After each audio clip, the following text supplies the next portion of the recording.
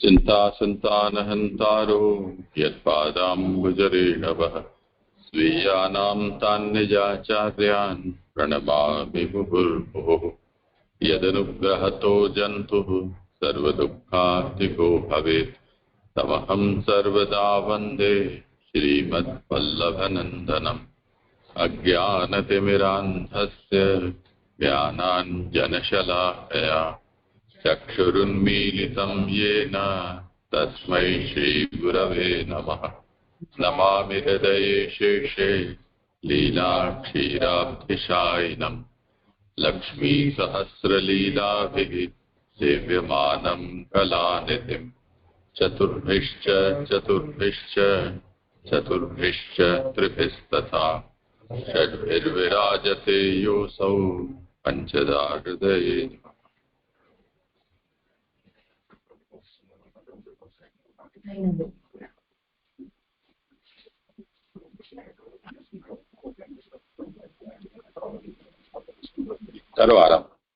હા, જે દંડોત પ્રણામ. આનંદરૂપ હરિની લીલા એ ભાગવત શાસ્ત્રનો અર્થ છે. હાલમાં આપણે તૃતીય સ્કંદનું અવગાહન કરી રહ્યા છે. તેમાં બંધ સૃષ્ટિ અંતર્ગત મુખ્ય ગુણાતીત સૃષ્ટિનું 5મા અધ્યાયનું અવગાહન કરી રહ્યા છે. આ 5મા અધ્યાયમાં બીજાથી 16મા સુધીના 15 શ્લોકોથી વિદુર મૈત્રેયને પ્રશ્ન કરે છે. સૃષ્ટિરૂપ ભગવાનનું જ્ઞાન થવાના ઉપાયમાં ભગવાનના ગુણો ઉલટા પ્રકારથી પ્રવેશ કરે છે. એટલે વૈરાગ્ય થયો હોય તેને જ્ઞાન થાય છે, જ્ઞાનીને શ્રી પ્રાપ્ત થાય છે, શ્રીવાળાને યશ પ્રાપ્ત થાય છે, યશવાળાને ભગવાનના વીર્યોનું જ્ઞાન પ્રાપ્ત કરવાની ઈચ્છા થાય છે, અને વીર્યોનું જ્ઞાન થાય ત્યારે ઈશ્વરને ઓળખે છે. તેવો 6 પ્રકારના ભગવાન સંબંધી પ્રશ્ન તત્વોનું જ્ઞાન પ્રાપ્ત કરવા કરેલ છે. તેથી પ્રશ્ન તથા અભિનંદન ઉપોદ્ઘાત તરીકે ઉપયોગી છે. હવે આપણે શ્લોક 2માં વૈરાગ્ય માટે શું ઉપાય કરવો એ પ્રશ્ન વિદુરજીએ મૈત્રેયજીને કર્યો. શ્લોક 4માં બીજો જ્ઞાન સંબંધી પ્રશ્ન વિદુરજી કરે છે, અને 5મા શ્લોકમાં 5 થી 9મા સુધીના 5 શ્લોકોથી ત્રીજો પ્રશ્ન શ્રી ગુણ સંબંધી પ્રશ્ન વિદુરજી મૈત્રેયજીને કરે છે. હવે આપણે આજે 8મો શ્લોક જોવાનો છે.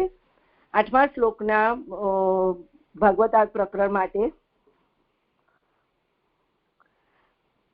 પાન નંબર 15 પર ભાગવતાર્થમાં 5મો પ્રશ્ન જુદા જુદા તત્વોથી બનાવેલા જુદા જુદા કાર્યો સંબંધી છે.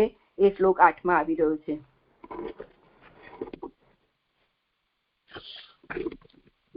અને 5મા શ્લોકમાં પણ જે બતાવ્યું કે ત્રીજો પ્રશ્ન એ ભગવાનની શ્રી છે અને 7 પ્રકારની ભક્તિ પ્રાપ્ત થાય તે માટે ભગવાનના અવતારો અને કર્મો, જગતની ઉત્પત્તિ, સ્થિતિ અને પ્રલય એ 3, અને પ્રવેશ કરી જુદા જુદા રૂપો કરવા અને જગતના પ્રકારો એ 7 પદાર્થો અહીં પૂછેલા છે. એટલે અહીંયા આપણને જુદા જુદા રૂપો કરવા એ જે જણાવ્યું છે 5મા શ્લોકમાં એ આજે 8મા શ્લોકમાં આવી રહ્યું છે.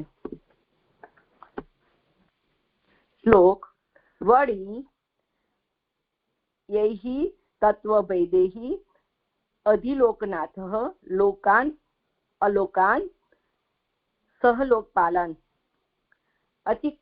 અતિક્લુપ્ત યત્ર હિ સર્વસત્વ નિકાય ભેદો અધિકૃતઃ પ્રતીતઃ. શ્લોક 8 જે જુદા જુદા તત્વોથી લોકનાથના અધિપતિએ લોકપાલો સહિત જેમની અંદર અધિકારવાળા સર્વ પ્રાણીઓના સમૂહોનો ભેદ જોવામાં આવે છે તેવા લોકોને અને અલોકોને ઉત્પન્ન કર્યા તે કહો. સુબોધિનીજી, જે જુદા જુદા તત્વોથી લોકપાલ સહિત લોકોને અને અલોકોને ઉત્પન્ન કર્યા તે કહો. એમ કહેલું છે. એટલે જે વિદુરજીનો પ્રશ્ન છે એ કહે છે કે એમ કહેલું છે. કેટલા તત્વોનો લોક ઉત્પન્ન કરવામાં અને કેટલાનો અલોક ઉત્પન્ન કરવામાં ઉપયોગ કરેલો છે. હવે આગળ એવો કોઈ પ્રશ્ન કરે કે ભાઈ જે ભગવાને જુદા જુદા તત્વોથી લોકપાલો સહિત લોકોને અને અલોકોને ઉત્પન્ન કર્યો એમાં કેટલા તત્વોનો લોક ઉત્પન્ન કરવામાં અને કેટલા તત્વોનો અલોક ઉત્પન્ન કરવામાં ઉપયોગ કરેલો છે? જો બધાએ તત્વોથી બધાને ઉત્પન્ન કર્યા હોત તો લોક અલોક એવો ભેદ ન હોત. એટલે જે પહેલું જ આપણને પહેલા જ વાક્યમાં જે કીધું કે જુદા જુદા તત્વોથી કીધું છે. જો હવે એક જ તત્વોથી આ બધું ઉત્પન્ન કર્યું હોત તો આ જે ભેદ જોવા મળે છે ને એ ભેદ જોવા ના મળે હોત. એટલે કેટલાક તત્વોથી લોક ઉત્પન્ન થયા છે અને કેટલાક તત્વોથી અલોક ઉત્પન્ન કર્યા છે, એમ શ્રીમા પ્રભુજી આપણને સમજાવે છે. લોક્યતે એટલે કે જોવામાં આવે છે, તે લોક નજરે જોવાય તેવો છે. એટલે અહીંયા હવે લોક અને અલોકને સમજાવે છે કે લોક કોને કહેવાય? તો જે આપણે જોઈ શકીએ છીએ, કે જે આપણે નજરે જોઈ શકીએ છીએ એ. અને હવે અલોક શું છે? તો જેને આપણે જોઈ નથી શકતા એ અલોક. એટલે એને આગળ સમજાવે છે કે લોકાલોક પર્વતની પેલી તરફના ભાગો તો નજરે જોવાય તેવા નથી. આનો અર્થ આ નીચે પ્રમાણે છે.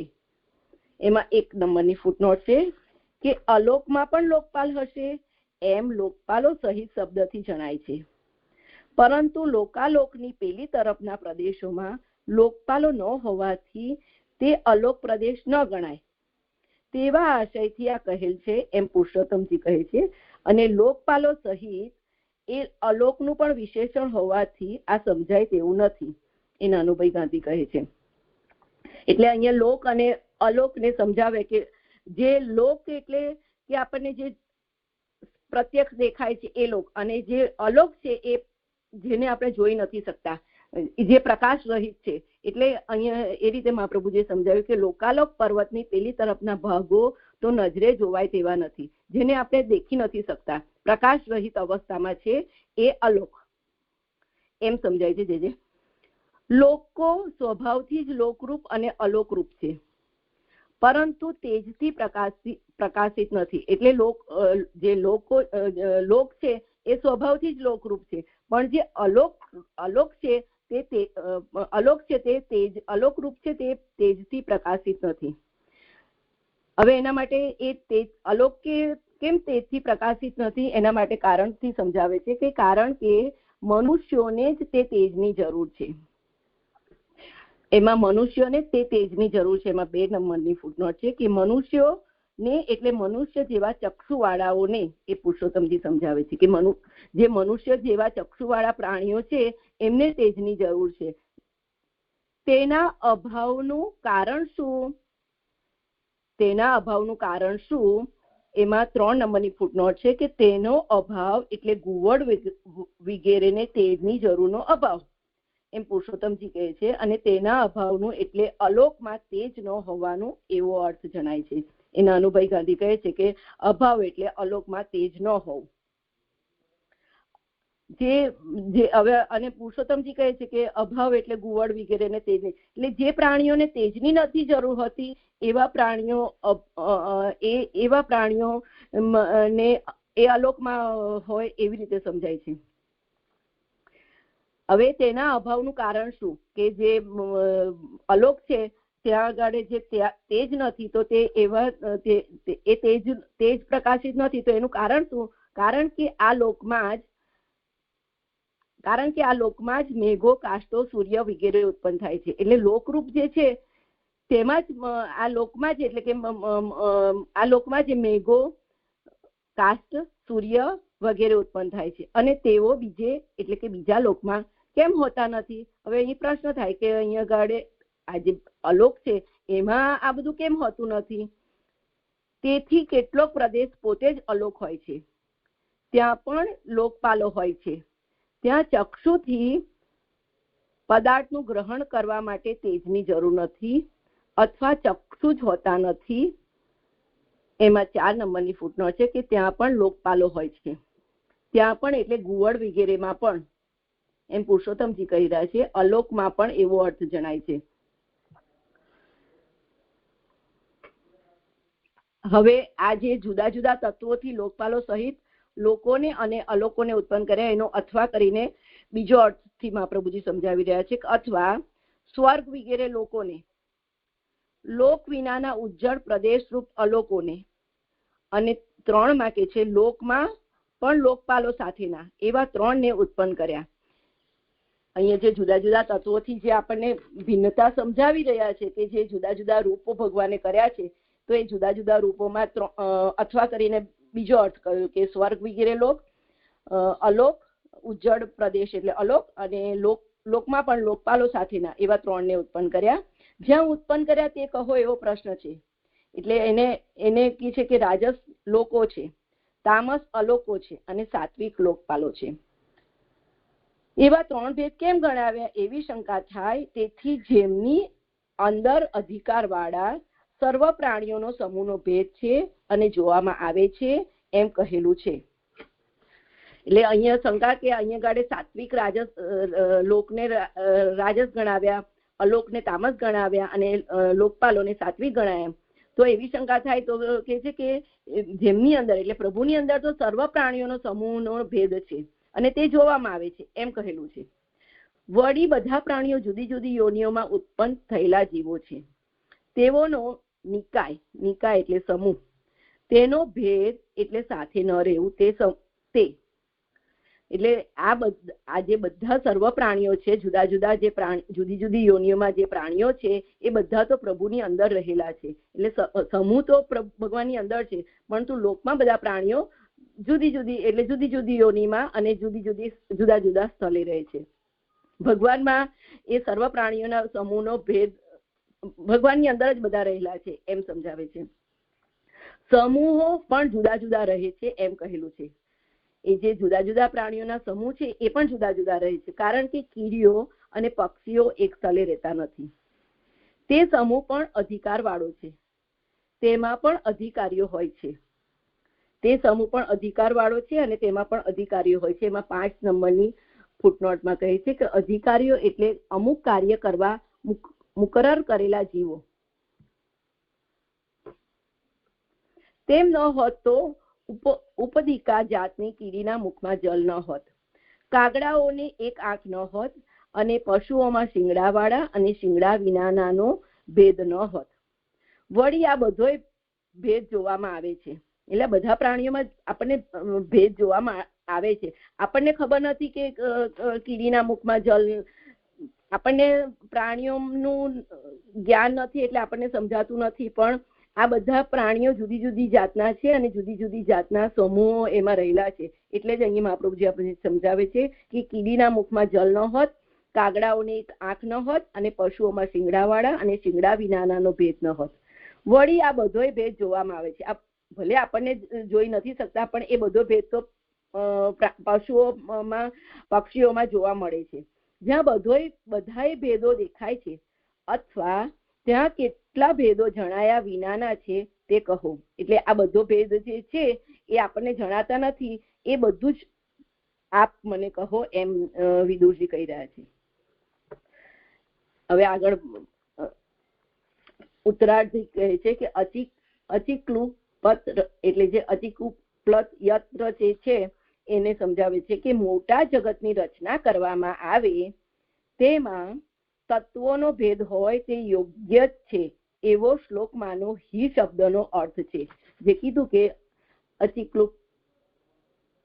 અચિક્લુપત યત્ર હિ, એટલે જે આ હિ શબ્દ છે એને મહાપ્રભુજી સમજાવે છે કે જે તત્વોનો ભેદ હોય તે યોગ્ય જ છે એવા શ્લોકમાંનો હિ શબ્દનો અર્થ છે. આથી એવો પ્રશ્ન થયો કે કારણ સાથે બ્રહ્માંડની રચના કહો. આ બધા તત્વોના ભેદના કારણે કાર્યમાં ભેદ જોવા જે મળી રહ્યો છે એનું કારણ સાથે જે બ્રહ્માંડની રચના છે એ બ્રહ્માંડની રચના તમે આપ કહો એમ પ્રશ્ન કરી રહ્યા છે. જે અહીંયા જે આ લોકપાલો છે તે એ લોકપાલો એટલે જે 10 દિશાના લોકપાલો છે એને જ લેવાના ને લોકપાલોથી? હા, કરીએ વિચાર.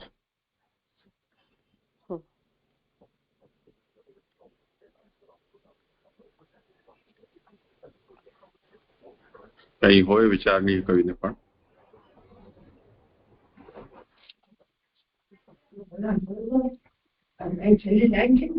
એવો પ્રશ્ન થયો કે કારણ સાથે બ્રહ્માંડની રચના કહો. તો એ કારણોમાં ભેદ છે, એ કાર્યમાં આવી રહ્યા છે, તે કારણને કહો ને કાર્યને કહો, એવું કે છે.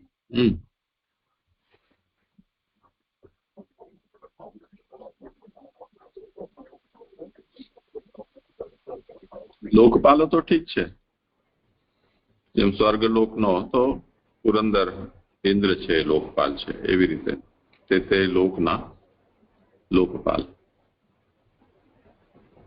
આદિદેવનું સ્વરૂપ ગણાય ને લોકપાલનું. આદિદેવનું સ્વરૂપ ગણાય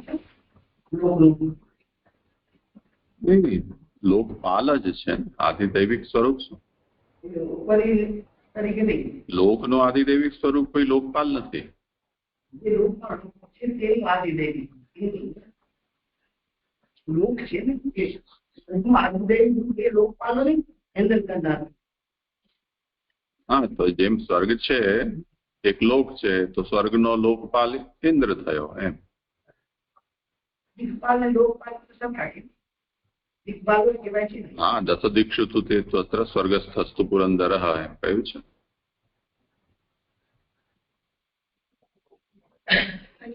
અલોક વિશે કહ્યું ને, અલોક એટલે જ્યાં તેજનો અભાવ છે એટલું જ, કે જે પ્રાણીઓને તેજની જરૂર નથી એ બધાને અલોક અંતર્ગત ગણાવ્યું.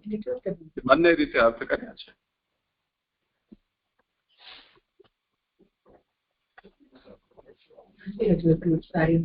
અલોક શબ્દ એટલું સારી રીતે. હા, કરો સમાધાન. તમને પ્રશ્ન સંભળાયો? હા હા, આલોકને સમજાવે છે ને, એટલે જે આપણને જે ન જોવા યોગ્ય હોય એ અલોક એમ, અથવા તો જ્યાં અંધકાર હોય, હું આ રીતે સમજી છું, જ્યાં અંધકાર હોય એ અલોક, પ્રકાશ રહિતની જે અવસ્થા હોય એ અલોક, જે દેખી ન શકાય તે અલોક, અને જેમાં લોકપાલો ન હોય તે પણ અલોક. એ રીતે સમજી છું. જે આમાં વિશેષ હોય તો આપ કરાવો. જે હા, એ કહ્યું ને અહીંયા કે કેટલાક પ્રદેશ પોતે જ અલોક હોય છે, એટલે પ્રકાશ રહિત છે, તો એ પણ એક અર્થ છે.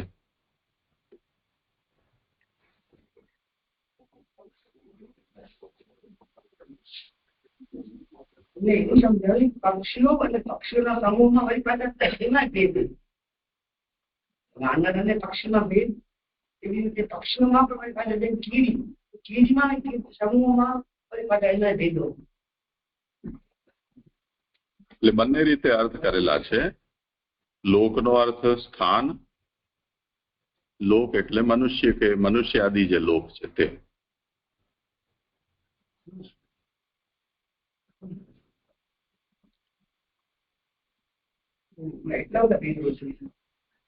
ભૂલ તો પ્રશ્ન કરી રહ્યા છે ને, એટલે પ્રશ્નનો અભિપ્રાય જેટલી આ વિભિન્નતા એમના સામે આપણને દેખાઈ રહી છે એનું કારણ શું છે એ જાણવું એ છે.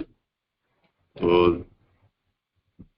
લોકાલોક પર્વત એ પ્રસિદ્ધ છે, જેના પછીનો જે ભાગ છે એ જોઈ શકાય એવો નથી એવું કહેવામાં આવે છે.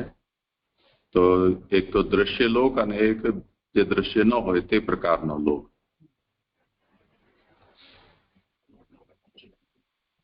તો દ્રશ્ય ન હોય, દ્રશ્ય હોય એ પ્રકારના જે લોક છે એના કોઈ લોકપાલો છે, તેવી રીતે દ્રશ્ય ન હોય તે પ્રકારના લોકના પણ લોકપાલ હોવા જોઈએ.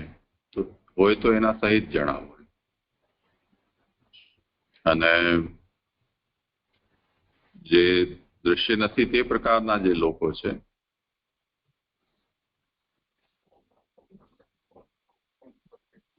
તો ત્યાંના જે નિવાસીઓનો કેવી રીતે વ્યવહાર ચાલતો હોય,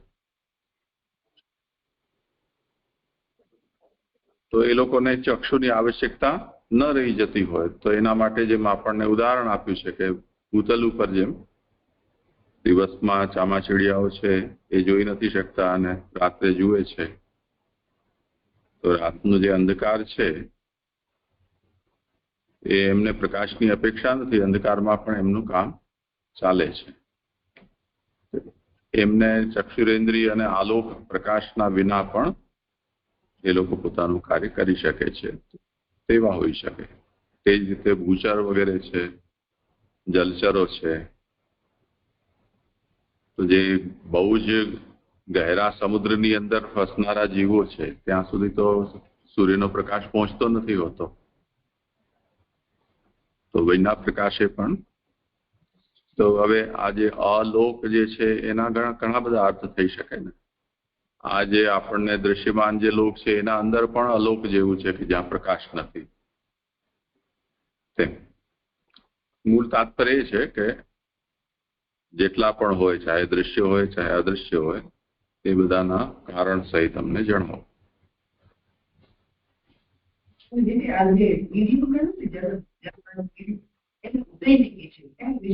એનામાં એ હોય છે જલ હોય છે, એમાં અંદર એ ચાલુ ને એનું બીજાને એટલી પડે છે, તો એ ઉદય નીકળે છે જલવાની. જ્યાં ચાલે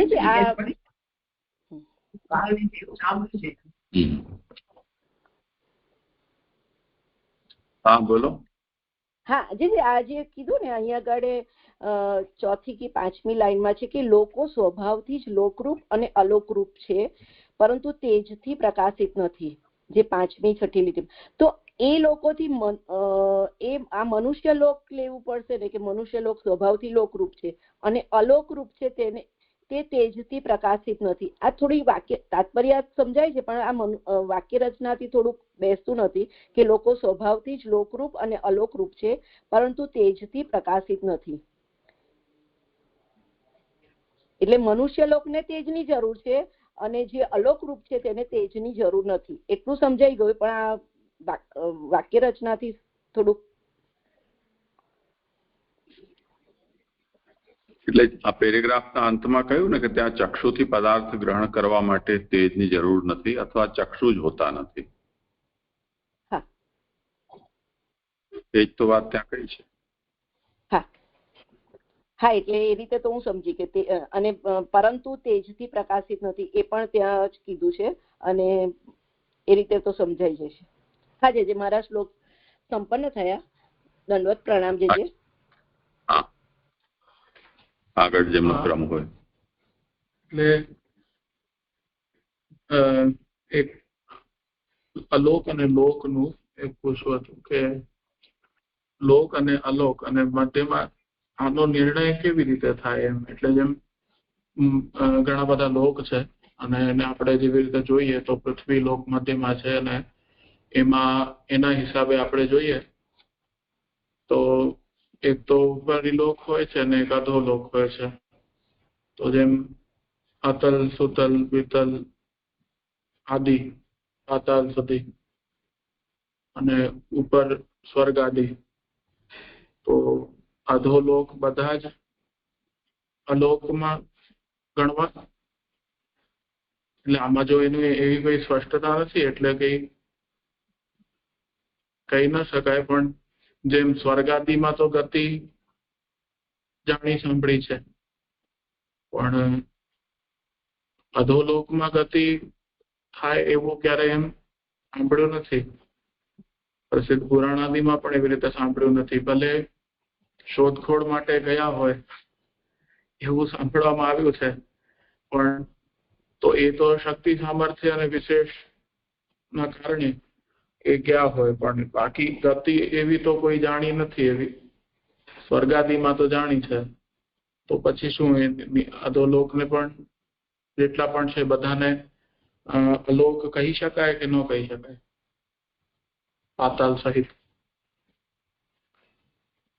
એટલે જે બ્રહ્માંડ પુરુષના સ્વરૂપમાં મધ્ય ભાગથી લઈને અને ઉપર છે એ ઉપરી લોક છે, અને બાકીના ચરણમૂલ સુધીના છે એ અધોલોક છે.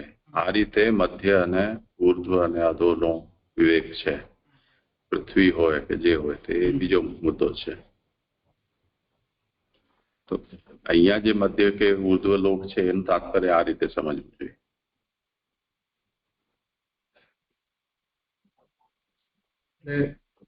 બાકી તો આ પ્રશ્નો છે, આનું સમાધાન તો આખા સ્કંદમાં યથા અવસર મળશે.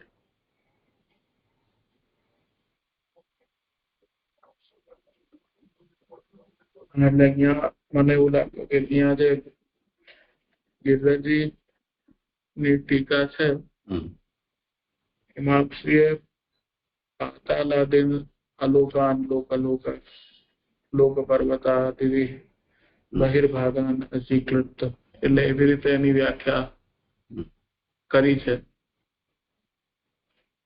એટલે પૂછ્યું મેં, એમાં કહી રહ્યા છે કે અધિલોકનાથો લોકાધિપતિર ભગવાન યૈ તત્વભેદૈ મદાદિભિ સહ લોકપાલાન લોકપાલૈ સહિતાન લોકાન પાતાલાદીન અલોકાન લોક પર્વતા બહિર્ભાગાન અચીકૃત કલ્પયામાસ તદ્વર્ણયો. એટલે અહીંયા તો પ્રશ્નની અંતર્ગત જ એવી રીતે વ્યાખ્યા કરી છે કે એનું વર્ણન આપ કરો. તો પાતાલ આદિ જે અલોક છે એનું પણ એમ તો એને એ રીતે આજ્ઞા કરી છે, તો એને આપણે વિચારી શકાય કે નહીં. અહીંયા મૂળમાં તો ભલે એનું કઈ એવી રીતે નથી સ્પષ્ટ ઉલ્લેખ. કહી દીધું છે ને કે જ્યાં પ્રકાશ નથી તે અલોક એમ. તો સીધી જ વસ્તુ છે કે જે ભૂમિના નીચેનો અંશ છે ત્યાં નથી પ્રકાશ. હા, એટલે ત્યાં પછી પાતાલ તો કહ્યું, પણ પછી આદિપદ કહી દીધું. આદિપદ થી અન્ય પણ પાતાલ ની સમાન બધા લોક જે છે એને પણ ગણી લેવાના.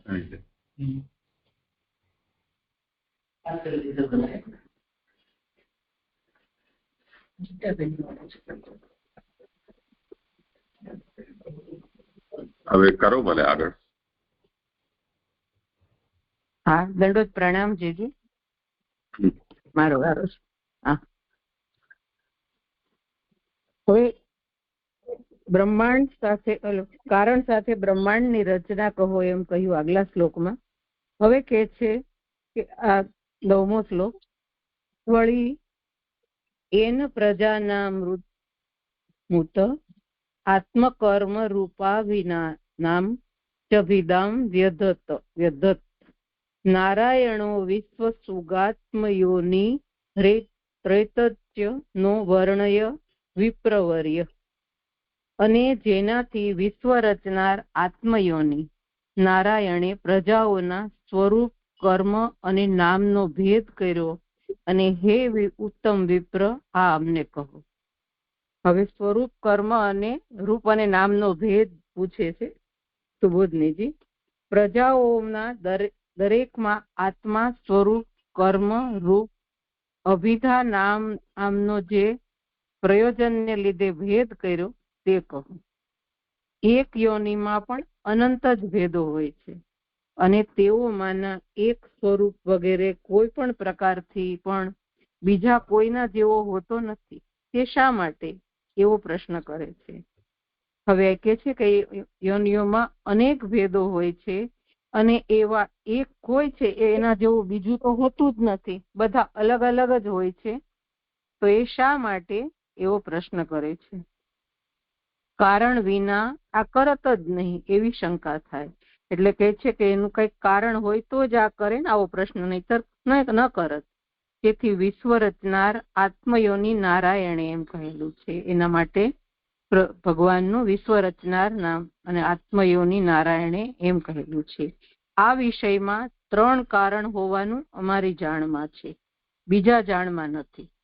વિદુરજી કહે છે કે આ વિષયમાં એને જ્ઞાન તો ઘણું જ છે, પણ આ વિષયમાં કે છે 3 કારણો જાણમાં છે, બીજા જાણમાં નથી. અને તે 3 કારણો હવે કહે છે. એમાં એક, નરમાંથી ઉત્પન્ન થયેલા પદાર્થોને ડાહ્યા પુરુષો નાર જલ કહે છે. તે નાર જલ અયનમ સ્થાન છે તેમનું એવા નારાયણ છે, કારણ કે તેમનામાં બધામાં છે. એ સમજાતું નથી, જે થોડી વાક્ય રચના છે. તેમનામાં બધામાં છે. એક અંશથી 2 કાર્યો કરવામાં આવતા નહીં હોવાથી તે અંશથી પદાર્થમાં રહેતા ભગવાન જ તેટલો પદાર્થ જુદો થવાનું કારણ છે એવો પદ છે. હવે કે છે કે આ નરમાંથી જે ઉત્પન્ન થાય એ નાર એટલે જલ કહે છે. એ જલમાં જ પ્રભુ શયન કરે છે નારાયણ રૂપે, અને એનામાં જ બધા છે. એ અંશથી 2 કાર્યો કરવામાં આવતા ન હોવાથી, એટલે એક અંશથી 1 કાર્ય ઉત્પન્ન કરવામાં, બીજાથી બીજું, એ રીતે જુદા જુદા ભેદો છે એવું એ લોકો જાણે છે એમ કે છે, એવો એક મત છે. હવે બીજું કહે છે કે વળી ભગવાન વિશ્વના રચનાર, સર્વના કરતા, આમને બધાઓના ઉપાદાનનું ઇન્દ્રિયોથી થતી પ્રત્યક્ષ જ્ઞાન છે. એવું જ્ઞાન ન હોત તો તે એટલા પદાર્થો રચત જ નહીં. તેથી ભગવાનનું જ્ઞાન પદાર્થોના તેટલા ભેદ થવાનું કારણ છે. એ બીજું કારણ છે. બીજા કારણને ગણાવે છે કે ભગવાનનું જ્ઞાનને કારણે જ આ બધું ભેદ થાય છે. હવે ત્રીજું કહે છે કે વળી ભગવાન આત્મયોની, એટલે આત્મા પોતે જ છે.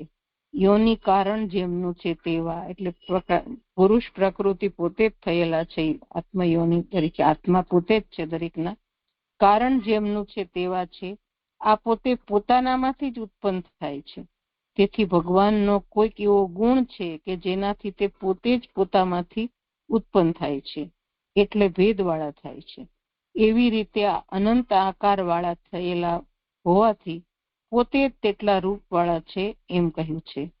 આ પ્રકારે પોતે જ ઉત્પન્ન કરે છે એટલે પોતે આવા ભેદ વાળા થયા છે, એવું ત્રીજું કારણ કહે છે. એવી રીતે અનંત આકાર વાળા થયેલા હોવાથી પોતે જ એટલા રૂપ વાળા છે એમ કહ્યું. એ પ્રમાણે સ્વરૂપ અને જ્ઞાનથી એવા ભેદ થવાના 3 કારણો જાણવામાં છે. બીજું કહો, એવો અર્થ છે. એતચ્ય અને આ એમ ચ શબ્દ હોવાથી પહેલા કહેલા કારણો પણ પૂછવાના છે એમ કહેલું છે. એટલે એમાં 1 નંબરની ફૂટનોટ છે કે પહેલા કહેલા એટલે નારાયણ વગેરે 3 શબ્દોથી કહેલા. 3માં આ શ્લોકમાં ઐશ્વર્ય કહેલું છે. એટલે જે આ વિશ્વ રચનાર આત્મા જે કહ્યું એના કહે છે કે એ 3 શબ્દોમાં ઐશ્વર્ય પૂછેલું છે. કારણ કે યશ અને વીર્ય આગળ સ્પષ્ટ પૂછેલા જણાય છે. અથવા આ શ્લોકમાં યશ પૂછેલું છે એમ ગણીએ તો 15 અને 16માં ઐશ્વર્ય પૂછેલું જ છે. એટલે આ રીતે પુરુષોત્તમજીનો મત છે. અને નાનુભાઈ કહે છે કે ઉલટા ક્રમથી પ્રવેશ થવાનું કારણ કહેલું હોવાથી સ્ત્રી અને યશ પૂછેલા હોવાનો મત જ યોગ્ય ગણાય છે. એટલે આમાં યશ જ પૂછેલું હોવું જોઈએ એમ કહે છે. આમાં તો આગળ આવ્યું કે આ 9 શ્લોક સુધી તો સ્ત્રી ગુણ જ છે, તો આમાં યશ એટલે આ ભેદ સમજાતો નથી. જે પછી આપ સમજાવજો. કારણો આ પૂછવાના છે એમ કહેલું છે. એમ ન હોત તો આ સર્વ સ્થળે પ્રશ્નોમાં વિદુરે ઉત્તર જ કહેલો થાય. જેવો ભેદ ન હોત ને એ બધું જાણતા જ હોત તો વિદુર ઉત્તર જ કહે, તો આ પ્રશ્ન પૂછવાનો સવાલ જ ન રહે. સર્વ સ્થળે અમને એ બહુવચન એવું મૈત્રેયને જણાવવા યોજેલો છે કે વિદુર એક શિષ્ય હોવાથી આ કહેવા યોગ્ય નથી એવું નથી. કારણ કે આ જ્ઞાનનો પ્રચાર પરંપરાથી કરવાની પરંપરા થવાની હોવાથી ઘણા શિષ્યો છે. એટલે એક જ શિષ્ય છે એવું નથી. હવે આ પરંપરા ચલાવવાની જ છે એટલે ઘણા શિષ્યો છે તેમ કહે છે. હે ઉત્તમ વિપ્ર, સંબોધનથી સર્વ કહેવાનું કારણ જણાવેલું છે. વિપ્ર શબ્દમાં પૂર્ણ કરવાના અર્થવાળો ધાતુ હોવાથી વિપ્ર ઉત્તમ પ્રકારે પૂર્ણ કરતો હોવાથી તે સર્વ ગુણોથી ભરપૂર હોવાનું જણાવેલ છે. એટલે વિપ્રનો વ્યુત્પત્તિ કરે છે ને બ્રાહ્મણ એમ કે સર્વ ગુણોથી ભરપૂર હોવાનું જણાવે છે. અને મૈત્રેય તેઓમાં પણ ઉત્તમ હોવાનું આ મૈત્રેય માં ભગવાનના પૂર્ણ ગુણો છે. એટલે આ વિપ્ર કરતા પણ આ ઉત્તમ છે મૈત્રેય, એમ એ આ ભગવાનના ગુણો એમાં છે એવું કહે છે.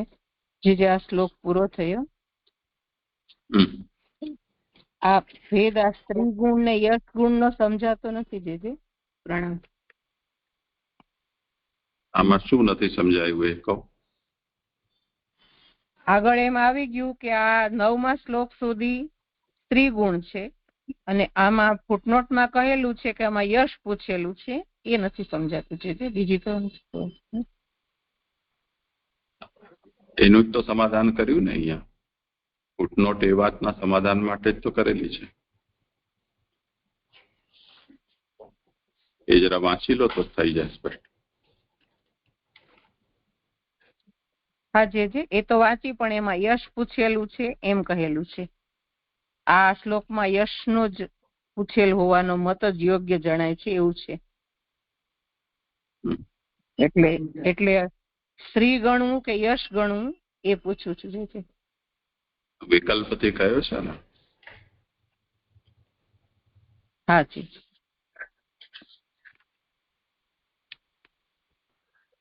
જે દંડવત પ્રણામ પૂછું. હા.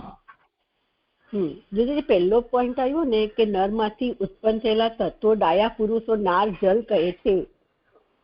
એનું સ્થાન છે જેમનું તેવા નારાયણ છે, કારણ કે તે તેમનામાં બધામાં છે. એક અંશથી બે કાર્યો કરતા આવતા, એટલે મને જે અહીંથી જે કહે છે ને કે તેમનામાં બધામાં છે અને એક અંશથી બે કાર્યો કરવામાં આવતા નહીં હોવાથી તે અંશથી તે પદાર્થમાં રહેતા ભગવાન તેટલો પદાર્થ જુદો થવાનું કારણ છે એવો એક છે. મને આ ફર્સ્ટ પોઈન્ટ બરાબર નથી સમજાઈ રહ્યો છે.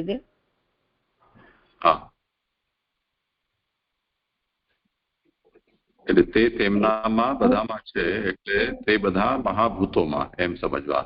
તેષુ સર્વત્રૈવ વિદ્યમાનત્વાत्, તો તે બધામાં સર્વત્ર વિદ્યમાન હોવાથી, એટલે તે જે પેદા થયો છે તે જેનું સ્થાન છે એમાં સર્વત્ર વિદ્યમાન છે.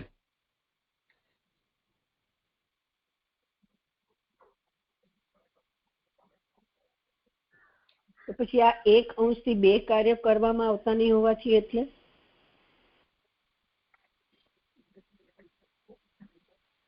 જુઓ કરો ગીતાબેન. હા જી. મને એવું સમજાય છે કે એક અંશથી બે કાર્યો કરવામાં આવતા, એટલે પ્રભુ જુદા જુદા અંશથી જુદા જુદા કાર્યો કરે છે એટલે આ વિચિત્ર જુદા જુદું દેખાય છે એવું મને સમજાય છે. જે કરે છે આવીને તો અહીંયા તો કહ્યું છે કરવામાં આવતા નહીં હોવાથી, એટલે હું પૂછું છું. એટલે કોઈ પણ કાર્ય એક અંશથી દરેક કાર્ય નથી કરતા, એક અંશથી એક જ કાર્ય કરે છે, એટલે બીજું અંશથી બીજો કાર્ય કરે એટલે વિભિન્નતા દેખાય ને, મને એવું સમજાય છે. એમ નહીં, એક અંશથી એક જ કાર્ય કરવામાં આવે છે, બે કાર્ય કરવામાં નથી આવતા, તો એનો એવો ભેદ કરનારું કોણ છે? તો એના ભીતર રહેલા જે ભગવાન છે એ જ એના ભેદ પાડવાનું કારણરૂપ છે. હા જી સમજાયું. હા જી હવે બરાબર સમજાયું. દંડવત પ્રણામ છે. એટલે નારાયણથી એ જ વાત સમજાવી ને કે નરમાંથી ઉત્પન્ન થયેલા તત્વો, તો એ પરમ પુરુષ જે છે એ નર એટલે ઈશ્વર, એમાંથી આ તત્વો જે પેદા થયા છે એ નાર કહેવાય છે. અને નાર જેમનું સ્થાન છે તે નારાયણ. તો જેટલા પણ તત્વો પેદા થયા છે એ એનું સ્થાન છે, એને કારણે બધામાં જ છે. હવે બધામાં છે, પરંતુ બધા તત્વો પેદા થયેલા બધા કાર્યો નથી કરતા કે એકબીજાનું કાર્ય નથી કરતા, કેવલ પોતપોતાનું જ કાર્ય કરે છે. તો એવો ભેદ શા માટે થયો? તો એટલા માટે થયો કે એમાં બિરાજેલા જે ભગવાન છે એ જ એમના એકબીજાને ભેદ કરવાનું કારણ બનેલા છે. હા જી બહુ સુંદર. દંડવત, ખૂબ ખૂબ દંડવત પ્રણામ. ખાલી આજે ગુણોનું વર્ગીકરણ આવ્યું ને એ સંદર્ભમાં થોડુંક નથી એટલું સમજાતું કે આગળ એમ કહ્યું ને કે ફૂટનોટમાં કે 5 શ્લોકથી સ્ત્રી ગુણ બતાવ્યો 164 પાની પર, એટલે 9 શ્લોક સુધી સ્ત્રી ગુણ આવે. તો અહીંયા પછી આને કેવી રીતે 15 અને 16 થી વીર્ય અને ઐશ્વર્ય આપણે એ રીતે યોગ્ય યથા સમજીએ આ શ્લોકમાં, એટલે આને કેવી રીતે? એટલે એ જ વાત કહી ને કે કહેલા એટલે નારાયણ વગેરે 3 શબ્દોથી કહેલા 3 આ શ્લોકમાં ઐશ્વર્ય પૂછેલું છે, કારણ કે યશ અને વીર્ય આગળ સ્પષ્ટ પૂછેલા જણાય છે. આ જે આપણી બધાની અત્યારે સમજ છે એનો અનુવાદ છે પુરુષોત્તમજી દ્વારા. અથવા આ શ્લોકમાં યશ પૂછેલું છે એમ ગણીએ તો શ્લોક 15માં વીર્ય અને 16માં શ્લોકમાં ઐશ્વર્ય પૂછેલું છે. આ પુરુષોત્તમજી સ્પષ્ટ કરી રહ્યા છે કે આની અંદર આટલી મૂંઝવણ છે. નાનુભાઈ આ વાત સમજાવી રહ્યા છે કે ભગવાનનો આજે ઉલટા ક્રમથી પ્રવેશ થવાનું પહેલા કહ્યું છે, તો એમાં ઉલટા ક્રમથી જ પછી લેવું જોઈએ. તો શ્રી પછી યશ પૂછેલો હોવાનું મત યોગ્ય ગણાય છે. તો એ બંને રીતે વાત સંભવ છે. પુરુષોત્તમજીના મતાનુસાર અહીંયા કહ્યું છે તે પ્રમાણે, અને વિપરીત ક્રમથી જો લેવામાં આવે તો નાનુભાઈ કહી રહ્યા છે એ વાત પણ ઠીક છે. પુરુષોત્તમજી એ બંને મત અહીંયા પહેલેથી સીધા ક્રમથી કે ઉલટા ક્રમથી બંને ક્રમથી હોય તો એને સંગત કરવાનો પ્રયાસ કર્યો છે. એનું કારણ અહીંયા બતાવી દીધું છે કે અહીંયા યશ લેવા શા માટે લઈ શકાય એમ છે. એ આપણને જો સમજમાં આવતું હોય તો એ રીતે માનવું, અન્યથા ભાગવતાર્થમાં કહેલું છે તે રીતે. ભગવાનના નામ ચરિત્રનું ગુણગાન થાય છે અને પ્રભુએ આ જે પણ પ્રકારે લીલા કરી છે એના જે ગુણ કે ચરિત્રનું વર્ણન જે છે એ યશ આપણે સામાન્ય રીતે પ્રભુને સમજીએ છીએ એ અર્થમાં અહીંયા. અને એક બીજું જે છે આમાં કદાચ મેં મારા સમજથી અહીંયા માર્કિંગ કર્યું હોય તો, અથવા આપે કરાવ્યું હશે, સુબોધિનીજીના આરંભમાં સૌથી આરંભમાં જ આવ્યું પ્રજાઓના દરેકના આત્મા સ્વરૂપ કર્મ રૂપ અભિધા નામ. આમાં વચ્ચે આપણે ડેશ અને કોમા કરાવી અને કંઈક કદાચ આપણે કરાવ્યું કે મેં કરી સમજીને આપણે કામ વચન જરા કરાવ્યું.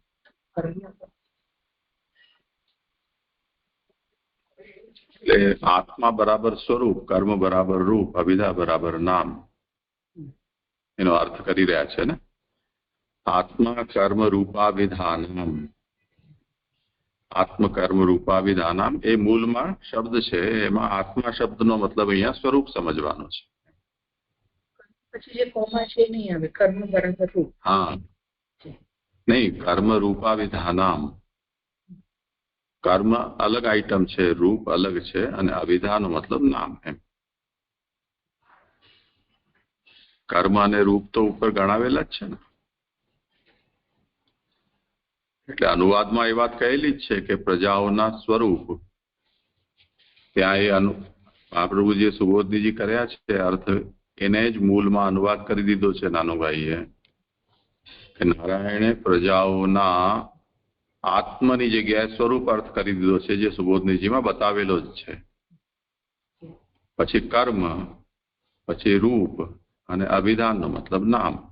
તો ભગવાને જે સર્જ્યું છે એનું સ્વરૂપ, એના કર્મો, એનું રૂપ અને નામ, એનો ભેદ કર્યો છે. સ્વરૂપ એટલે ભગવાનનું સ્વરૂપ, અને રૂપ એટલે આ જે બધા રૂપ ધારણ કર્યા તે.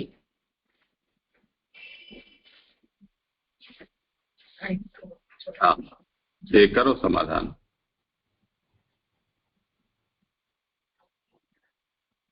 જે મને સમજાયું નહીં એમાં પરિવાર કરો.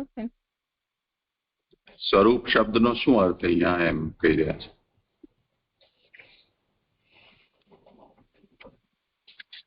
સ્વરૂપ શબ્દથી તો યોનિમાં જુદા જુદા સ્વરૂપો, એટલે મનુષ્ય, પ્રાણી, એ રીતે જુદા જુદા સ્વરૂપ લઈ શકાશે. જેથી તો રૂપથી શું લેશો?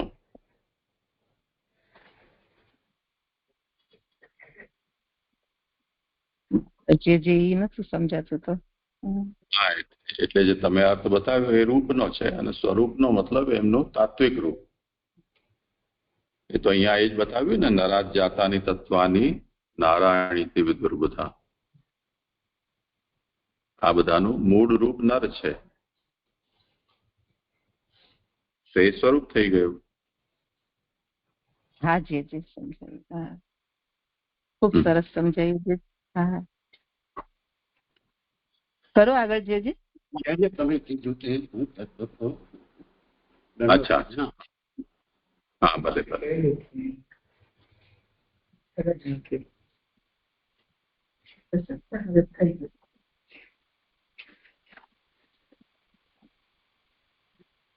કરું છે જે આગળ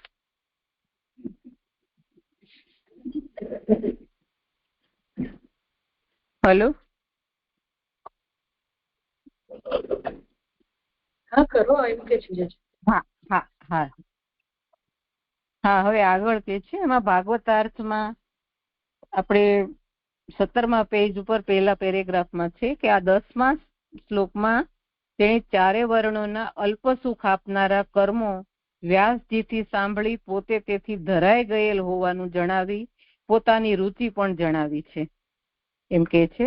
હવે આગળ કે ઉથાનિકા આ બધું ભારતમાં કહેલું જ છે, આ બધું મહાભારતમાં તો કહેલું જ છે અને તેથી ફરીથી શા માટે પૂછે છે એવી શંકા થાય. તેથી નીચેનો શ્લોક કહે છે પરાવરેશમ ભગવન વ્રતાની શ્રુતાની મે વ્યાસમુખાદ ભીક્ષણમ અતૃપ્તૃમ શલસુખાવહાના નામ તેષામૃતે કૃષ્ણ કથામૃતોધાત. હે ભગવાન, મેં વ્યાસજીના મુખથી વારંવાર મોટા અને નાનાઓના વ્રતો સાંભળેલા છે. શ્રી કૃષ્ણની કથારૂપ અમૃતના પૂર સિવાયના અલ્પ સુખ આપનારા એમનાથી અમે ધરાઈ ગયા છીએ. સુબોધનીજી, સાંભળેલું હોવા છતાં સાંભળવામાં શો દોષ? હવે કે છે કે કથામૃત નાના મોટા વ્રતો અને બધું ઘણું સાંભળેલું છે, તો એમ કે સાંભળેલું હોય છતાં બીજી વાર સાંભળવામાં દોષ શું? એમ કે છે તો કે છે કે પદાર્થો અનંત હોવાથી અંત આવે નહીં. હવે પદાર્થો તો ઘણા જ છે એટલે આ રીતના જો સાંભળ્યા કરીએ તો અંત જ ના આવે. એટલે જે સાંભળવાનું છે એ જ રહી જાય, એટલા માટે જે સાંભળવાનું છે એ જ કૃષ્ણની કથા જ સાંભળવી છે એવું કહે છે. એ દોષ છે એવી શંકા થાય. તેથી કહું છું કે બ્રહ્માથી આરંભી સ્થાવર સુધીના મોટા અને નાનાના વ્રતો એટલે મુકરર નક્કી કરેલા ધર્મો અને કર્મો મેં સાંભળેલા જ છે. વ્યાસજીના મુખથી તે વારંવાર સાંભળેલા છે.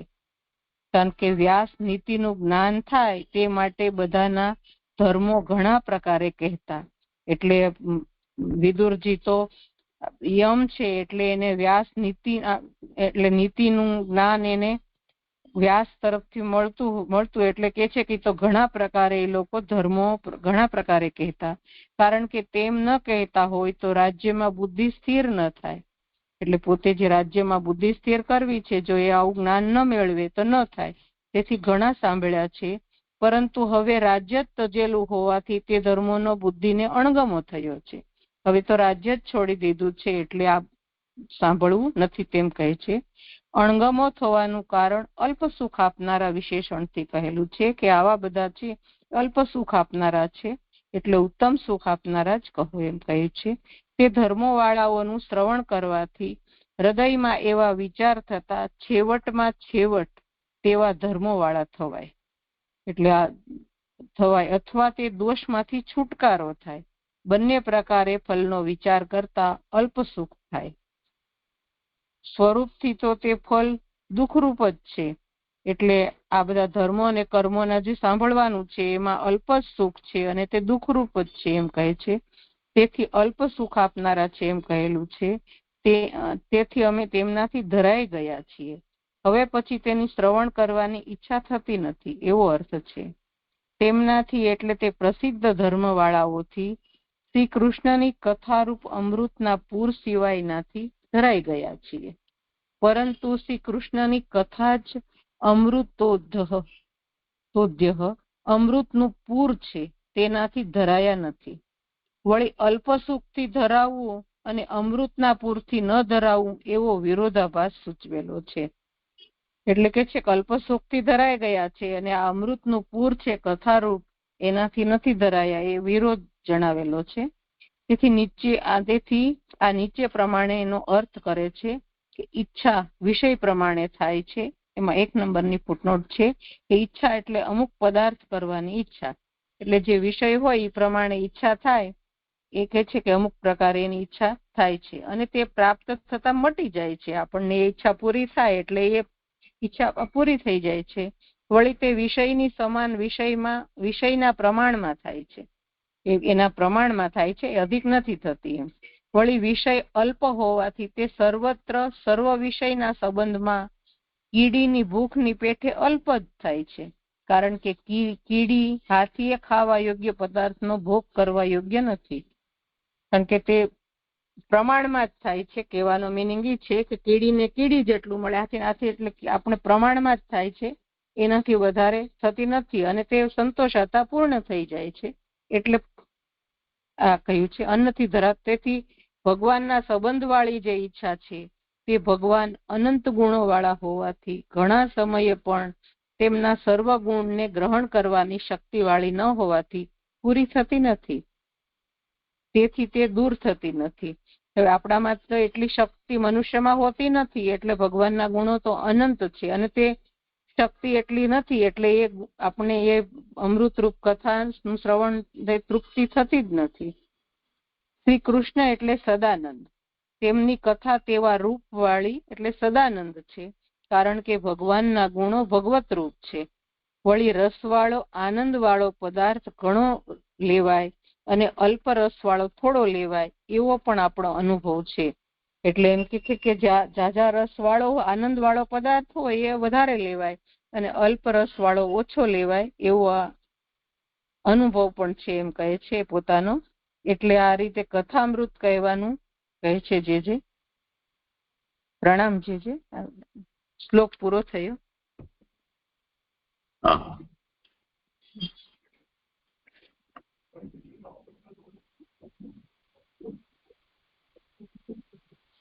હાજી પ્રણામ. જે 170 પેજ પર આવ્યું છે ને, અલ્પ સુખ આપનારા, તેમાં વાક્ય છે તે ધર્મો વાળાઓનું શ્રવણ કરવાથી હૃદયમાં તેવા વિચાર થતા. એટલે અલ્પ સુખ વાળા વિષયોનું શ્રવણ કરવાથી હૃદયમાં તેવા વિચાર આવે, એટલે છેવટ તેવા ધર્મો વાળા થાય. એટલે આપણે છેલ્લામાં છેલ્લું તે ધર્મો વાળા થાય એવું સમજાયું. અને તે દોષમાંથી છુટકારો થાય. આ દોષમાંથી પછી ક્યાંથી છુટકારો? તે ધર્મો વાળા થઈએ તો પછી દોષમાંથી કઈ રીતે છુટકારો થાય? અને પછી જે વાક્ય છે, બંને પ્રકારે ફળનો વિચાર કરતા અલ્પ સુખ થાય, ને સ્વરૂપથી તો તે ફળ દુઃખરૂપ જ છે. એ બરાબર છે. એટલે આ નથી સમજાતું જે આટલું પાછળ. પ્રણામ. જે એટલે જે આપણને જેના માટે એ હોય એ દુઃખમાંથી આપણને છુટકારો થાય. વધીને તો એમાં કર્મ અને ધર્મમાં તો શું થાય કે જે આપણે ઈચ્છેલું હોય તેમાં આપણે ઈ પ્રાપ્ત થઈ જાય, અથવા એ દોષ આપણે જે હોય એમાંથી છુટકારો થાય. એનાથી વધારે આપણને ફળ પ્રાપ્ત થતું નથી, એટલે અલ્પ સુખ કહ્યું છે, એવું મને સમજાય છે. જે એ અલ્પ સુખ વાળા છે, એટલે એને કારણે એ એવા ધર્મોનું શ્રવણ કરવાથી આપણા હૃદયમાં પણ એવા વિચાર આવે ને આપણે એવા ધર્મો અલ્પ સુખ વાળા જ થઈ જાય. તો એ દુઃખમાંથી કેવી રીતે છુટકારો થાય? ગીતાબેન, એ પૂછું છું હું.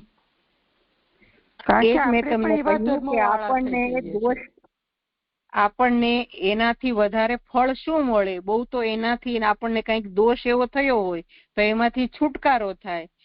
કેવી રીતે થાય? પણ આપણે જયારે એવા ધર્મ વાળા થઈ જઈએ, એનું એ શ્રવણ કર્યા કરીએ તો પછી અલ્પ સુખનું એને એવા જ થઈ જઈએ આપણે ધર્મ વાળા. આપણે એના જેવા જ થઈ જઈએ. એટલે એનું ફળ કયું છે કે એનું ફળ શું મળે? તો કે છે કે એનું ફળ આપણને કઈક એવો દોષ થયો હોય એમાંથી છુટકારો મળી જાય બહુ તો. એટલે લાંબુ એમાં સુખ નથી. એટલે વધારે સુખ તો આ કૃષ્ણની કથામાં જ છે, એની કમ્પેર કરેલી છે, એવું મને સમજાય છે બેન. એ તો છેલ્લે કૃષ્ણની કથા તો સમજાયું મને, પણ જે આ મને નથી સમજાતું. જે પ્રણામ. ઓર કોઈને કરવું હોય સમાધાન તો દંડવત પ્રણામ. જય. એટલે અહીં મને એવું સમજાય છે કે ધર્મ ઉપર ચાલશે તો એ અધર્મ નહીં કરે, તો જે અધર્મના જે દોષો છે ને એ દૂર થઈ જશે, એવું મને સમજાય છે. અને બે પ્રકારના, એટલે એક તો એ અનિત્ય કે અધર્મ નહીં કરે, અને બીજું જે સુખ છે એ અલ્પ સુખ પ્રાપ્ત થશે, પૂર્ણ સુખ પ્રાપ્ત નહીં થાય. દંડવત પ્રણામ. જય છે. મને આવું સમજાય છે.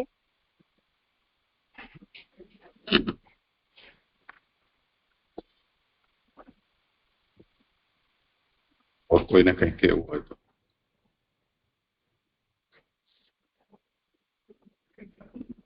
મૂળ વસ્તુ શું કહેવામાં આવી છે કે કૃષ્ણની કથાનું જે અમૃતનું પૂર છે એના સામે બીજા જે કંઈ પણ છે એ બધા ક્ષુદ્ર સુખ આપનારા છે અને અમે એનાથી ધરાઈ ગયા છીએ.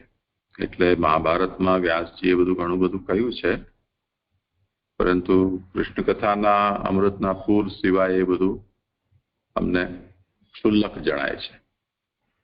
તો હવે અમે એનાથી તૃપ્ત, એનાથી ધરાઈ ગયા છીએ અથવા એનાથી અમે અતૃપ્ત છીએ.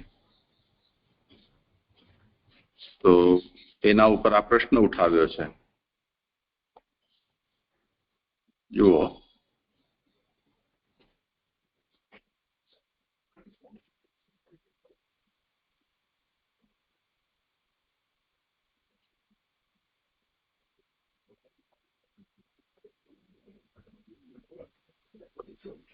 એટલે જ્યાં સુધી રાજ્ય વ્યવસ્થામાં હતા ત્યાં સુધીની વાત જુદી હતી. પરમ રાજ્યમેવ ત્યક્તમ, હવે તો રાજ્ય છોડી દીધું છે. વિદુરજીએ જેમ દુર્યોધન દ્વારા અપમાનિત થયા પછી તીર્થયાત્રા ઉપર નીકળી ગયા અને બધું ત્યાગ કરી દીધો, તો હવે તો એ બધા રાજ્ય સુખ સંબંધી જેટલું પણ હતું એનાથી તો એમને પહેલે જ વિરક્તિ થઈ ચૂકેલી છે. તેથી તેભ્ય ઉપરતા બુદ્ધિ ઉપરમે હેતુ, એટલે એનાથી એમની બુદ્ધિ છે ઉપરત થઈ ગઈ છે, એટલે મન ઉઠી ગયું છે. એમાં મુખ્ય હેતુ છે ઉપરમમાં હેતુ ક્ષુલ્લ સુખાવહાનામિતિ. કેમ કે અત્યાર સુધી વિદુરજીએ ભોગવેલું છે, તો ભોગવા ઉપર એમને એ વાતનો હવે દ્રઢ અનુભૂતિ થઈ ગઈ છે કે આ બધા સુખો છે એ ક્ષુલ્લક છે, એટલે અલ્પમેવ સુખમ આવહંતી, એનાથી અલ્પ સુખ જ પ્રાપ્ત કરાવે છે. તદ્વતઃ શ્રવણેન તથા હૃદયા ભાવનાયામ અંતતો ગત્વા તત્વમ ભવતી. એટલે જે અલ્પ સુખ આપનારા વિષયો છે કે ધર્મો છે, એવા ધર્મોના શ્રવણથી તથા હૃદય ભાવનાયામ, તે પ્રકારની હૃદયની ભાવનામાં અંતતો ગત્વા તત્વમ ભવતી, એટલે છેલ્લે છેલ્લે એનું પરિણામ શું આવશે કે ક્ષુલ્લકતા જ આવે છે, ક્ષુદ્રતા જ આવે છે. તસ્માદ વા દોષાદ વિમુચ્યતે. તો હવે જેનો એને અનુભવ થઈ જશે એના ઉપર એનો પ્રભાવ શું પડશે કે યા તો એનાથી ઉપરત થઈ જશે અથવા દોષથી ઉપરત થઈ જશે. ઉભયથાપી અલ્પમ સુખમ ફલતઃ, બંને પ્રકારમાં, એટલે તસ્માદ વિમુચ્યતે અથવા દોષાદ વિમુચ્યતે, બંને સ્થિતિમાં જે પરિણામ છે એ અલ્પ સુખ છે અને સ્વરૂપતસ્તુ તદ દુઃખાત્મકમેવ. એ જે અલ્પ સુખ છે એના યદિ સ્વરૂપનો વિચાર કરવામાં આવે તો એ દુઃખાત્મક જ છે, જે વિદુરજીએ પોતે અનુભવ્યું છે કે રાજ્ય પ્રશ્રયમાં રહેવા છતાં પણ અને એટલું જ્ઞાન આદિ હોવા છતાં પણ એમને આટલું અપમાન સહન કરીને અને ઘર છોડીને જવું પડ્યું. તો એ દુઃખાત્મકતાનો એમણે અનુભવ કરેલો છે. તો જેમ કોઈ વ્યક્તિ બહુ ખાય અને પછી શરીર તો એટલું ખાવા માટે બનેલું નથી, તો પરિણામે બીમાર પડે અને પછી એનાથી વિરક્ત થાય. તો એવું તો સર્વત્ર જોવા મળે જ છે. વેલા મૂળો ક્યારે ને ક્યારે એ અવસ્થા બધાની આવે જ છે. તો એ જ વાત અહીંયા કહી રહ્યા છે. વિષય આવ્યો સમજમાં? જી સુંદર સમજાયું. હા આપે સમજાયું. પ્રણામજી. જોઈ લઈએ. તે ધર્મો વાળાઓનું શ્રવણ કરવાથી હૃદયમાં તેવા વિચાર થતા. તે ધર્મો વાળાઓનું કે તે ક્ષુદ્ર ધર્મોનું શ્રવણ કરવાથી કેવી રીતે ધર્મો વાળાઓનું એટલે આ પરાવરેશામ ભગવન વ્રતાની શ્રુતાની મેં વ્યાસ મુખાદ અભીક્ષણમ. તો એવા આ તમે મંત્ર જપશો તો આ મળશે, ને આ તીર્થ કરશો તો આ મળશે, ને આ વ્રત કરશો તો આ મળશે. આવું જે મહાભારત આદિમાં પાને પાને લખેલું છે એની વાત કરી રહ્યા છે. ધર્મો વાળાઓ નહીં, ધર્મો વાળા જ ને. વ્રત વગેરે જે છે એ ધર્મ વાળા છે ને, શુદ્ર ધર્મ વાળા. જીવ એવો ધર્મ કરી રહ્યો છે એનું કથાગાન એવું સમજીને એટલે જ અચ્છા પંક્તિનો મને એવો અર્થ થયો ને એટલે મેં પૂછ્યું કે આને સુધારવું. એટલે વક્તાના સંદર્ભમાં એવું જણાય છે એમ. એટલે ભૂલ થઈ ને મારી. તો આ બરાબર છે, પણ આપણે જે કહ્યું એ બરાબર એ રીતે જ સમજાય છે. પણ અહીંયા જે ધર્મો વાળાઓનું શ્રવણ એવું લખ્યું ને એના કારણે મને એવું સમજાય.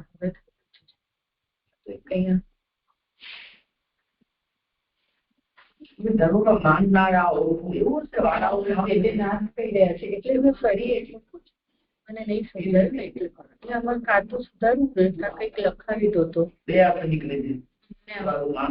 મારી સમજ ધર્મ વાળા વિષયોનું નહીં, વ્રતો આવશે ને. વ્રતો તે ધર્મ વાળા છે એવું નહીં આવે છે. દંડવત પ્રણામ છે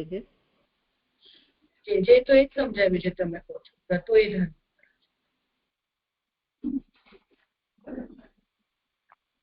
હા ઉપર જ છે. વ્રતો એટલે મુકર કરેલા ધર્મો. હાજી બરાબર છે. પ્રણામજી.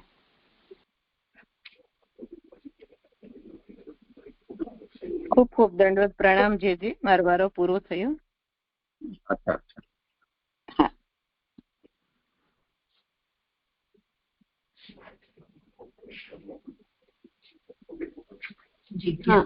પ્રણામ. જે મારો ક્રમ છે આગળ 11 થી 13 શ્લોક. દંડવત પ્રણામ. જે પેલા ઉત્થાન નિકાલ લઉં છું. જે અવાજ આવે છે મારો? જી જે પ્રણામ. ઉત્થાન આપણે ભાગવતાર્થ લઉં છું. જે પહેલા 11 થી 13 શ્લોકનું જ આવી રહ્યું છે. એમાં પાના નંબર 16 એમાં 32-34મી કારિકાથી લઉં છું. પ્રકટ સ્વરૂપથી અવતાર લઈને ભગવાને કરેલ કર્મો સંબંધી એક જ પ્રશ્ન છે. અપ્રકટ સ્વરૂપથી તેમણે કરેલ કર્મો સંબંધી 6 પ્રકારના પ્રશ્ન છે. એક જગતના જન્મ, બીજું સ્થિતિ, ત્રીજું લય એ શ્લોક 6માં, ચોથું પ્રવેશ કરવો અને જુદા જુદા પદાર્થોમાં પ્રવેશ કરી જુદા જુદા જણાવવું તે આ બેનો એકમાં સમાવેશ કરેલો છે. શ્લોક 5 અને 6. ત્યાર પછી જુદા જુદા કાર્યોનો પ્રકાર અને સર્વ કાર્યોના જુદા જુદા પ્રકાર સંબંધી 2 પ્રશ્નો શ્લોક 8 તથા 9માં કરેલા 2 પ્રશ્નો. એ પ્રમાણે જ્યારે વિદુરે ભગવાનના કર્મો સંબંધી પ્રશ્નો કર્યા ત્યારે જીવના કર્મો સંબંધી કરેલા પહેલા 2 પ્રશ્નોનો ઉત્તર આપવાનો રહ્યો નહીં. તે 2 પ્રશ્નોના ઉત્તર આપવાની જરૂર ન રહી. કેમ? એનું કારણ કહી રહ્યા છે. કારણ કે આ પ્રશ્નો કરવાનું અને તેઓના ઉત્તરો જાણવાનું પ્રયોજન 11 થી 14 શ્લોકોથી કહેલું છે. તેમાં ભગવાનની કથાનું જ શ્રવણ કરવાની પોતાની ઈચ્છા વિદુરે જણાવેલી છે. આ પ્રયોજન કહ્યું તેથી જ શાસ્ત્રથી થતો નિર્ણય પણ જણાવેલ છે. એટલે એમાં શાસ્ત્રનો નિર્ણય પણ જણાવેલ છે. કારણ કે ઘરમાં આસક્તિ રાખવાથી દુઃખદાયક સંસાર એટલે કે જન્મ મરણ થયા કરે છે અને જીવના કર્મો તો ઘરમાં આસક્તિ રાખવાના પરિણામરૂપ છે. તેથી કર્મોથી દુઃખ થાય તે યોગ્ય જ છે. ત્યારે જીવના કર્મો સંબંધી વિદુરે પોતે પ્રશ્ન કરી તેનો ઉત્તર પણ પોતે જ શ્લોક 11 થી 14 શ્લોકથી કેમ આપ્યો? એટલે વિદુરે પોતે જ પ્રશ્ન કરીને તેનો ઉત્તર પણ પોતે જ આપી રહ્યા છે. તો અહીં શંકા કરી રહ્યા છે. તો કેમ આપ્યો? તો એવી શંકા થાય તો જાણવું કે હું ભગવાનનો ભક્ત છું એમ મૈત્રેયને જણાવવા તેણે એ પ્રમાણે કર્યું. કારણ કે કર્મો કરવા નિરર્થક છે એમ જાણી ભક્ત ભગવાનના ગુણોના શ્રવણ અને કીર્તનમાં આનંદ કરે છે અને તેથી તે જીવના કર્મ સંબંધી પ્રશ્ન કરે તે અયોગ્ય છે. એટલે વિદુરજી જ કહી રહ્યા છે કે ભક્ત છે અને મૈત્રેયને જણાવવા કહી રહ્યા છે કે કર્મો કરવા તો નિરર્થક છે અને એના કરતા ભગવાનના ગુણોના શ્રવણ અને કીર્તનમાં જ આનંદ છે. એટલે આ જે જીવના કર્મ સંબંધી પ્રશ્ન છે તે અયોગ્ય છે એમ કહી રહ્યા છે. વિદુરે 11 થી 14 શ્લોકથી એ પ્રમાણે જણાવી પોતે ભક્ત હોવાનું જણાવ્યું. વળી શ્લોક 10 તેણે ચારેય વર્ણોના અલ્પ સુખ આપનારા કર્મો વ્યાસજીથી સાંભળી પોતે ધરાઈ ગયેલ હોવાનું જણાવી પોતાની રુચિ પણ જણાવી છે. હમણાં જ આપણે શ્લોક 10 જોયું કે એમની રુચિ જણાવી છે ભગવાનના ગુણગાન નું શ્રવણ કરવાની. અને શ્લોક 16 પણ મહ્યમ એટલે કે મને મારા માટે ભગવાનના કર્મો કહો એમ કહી પોતાની ભગવાનના કર્મોનું જ શ્રવણ કરવાની રુચિ જણાવેલી છે. હવે શ્લોક લઉં છું જે આના નંબર 171. ઉત્થાનિકા. આ વિષયમાં અધિકારીઓના ભેદથી વ્યવસ્થા થતી હશે એવી શંકા કરી તેને નીચેના શ્લોકમાં ખોટી ઠરાવે છે. આ વિષયમાં એટલે જે આપણે આગળ જોયું ને કૃષ્ણની કથારૂપ અમૃત એનું પાન કરવામાં એમ કહી રહ્યા છે વિદુરજી કે એમાં અધિકારીઓના ભેદથી વ્યવસ્થા થતી હશે તો એવી શંકા કરે છે અને એને જ અહીં આ શ્લોકમાં ખોટી ઠરાવી રહ્યા છે. જોઈએ. કસ્તૃન પુયા તીર્થ પદો વિધાન. આમાં પ અને ન એમ વાંચવાનું છે. કસ્તૃપ્નુયાત ત્રનપુયાત એમ છે ને એની જગ્યાએ તમે કદાચ બોલ્યા તો સાચું જ પણ લખવામાં ઊંધું છે.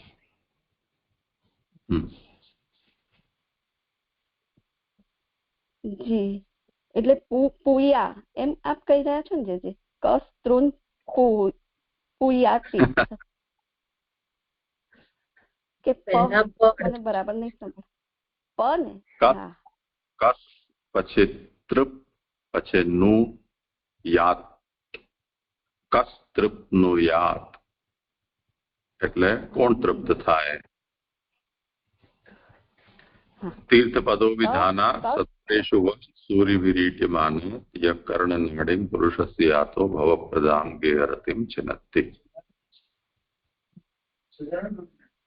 ન ને પ છે એની જગ્યાએ પ ને ન એમ કરો. કરો ભલે.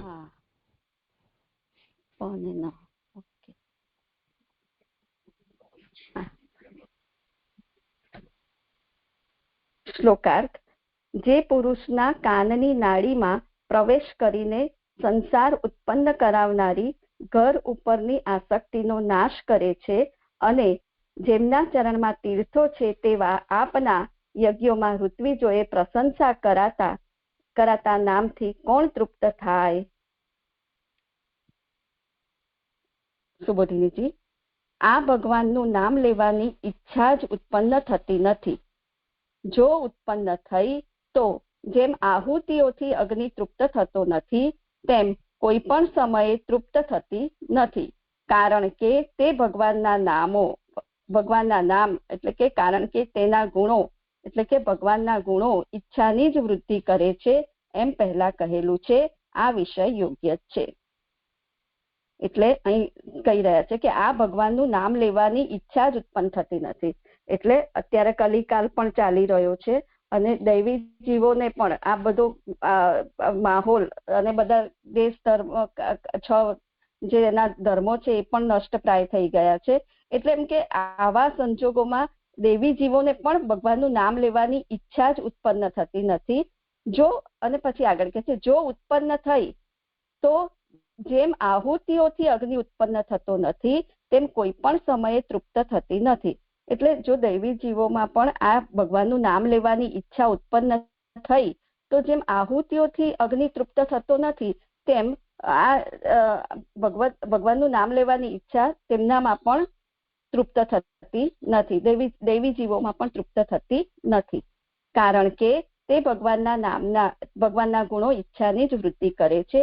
એમ આપણે આગળ પણ જોઈને આવ્યા અને કહી રહ્યા છે કે આ વિષય યોગ્ય જ છે. આગળ કે છે આસુરી જીવોને ઈચ્છા થતી નથી અને દેવોમાં કોણ તેનાથી તૃપ્ત થાય. આસુરી જીવોને તો ભગવાનનું નામ લેવાની ઈચ્છા જ થતી નથી.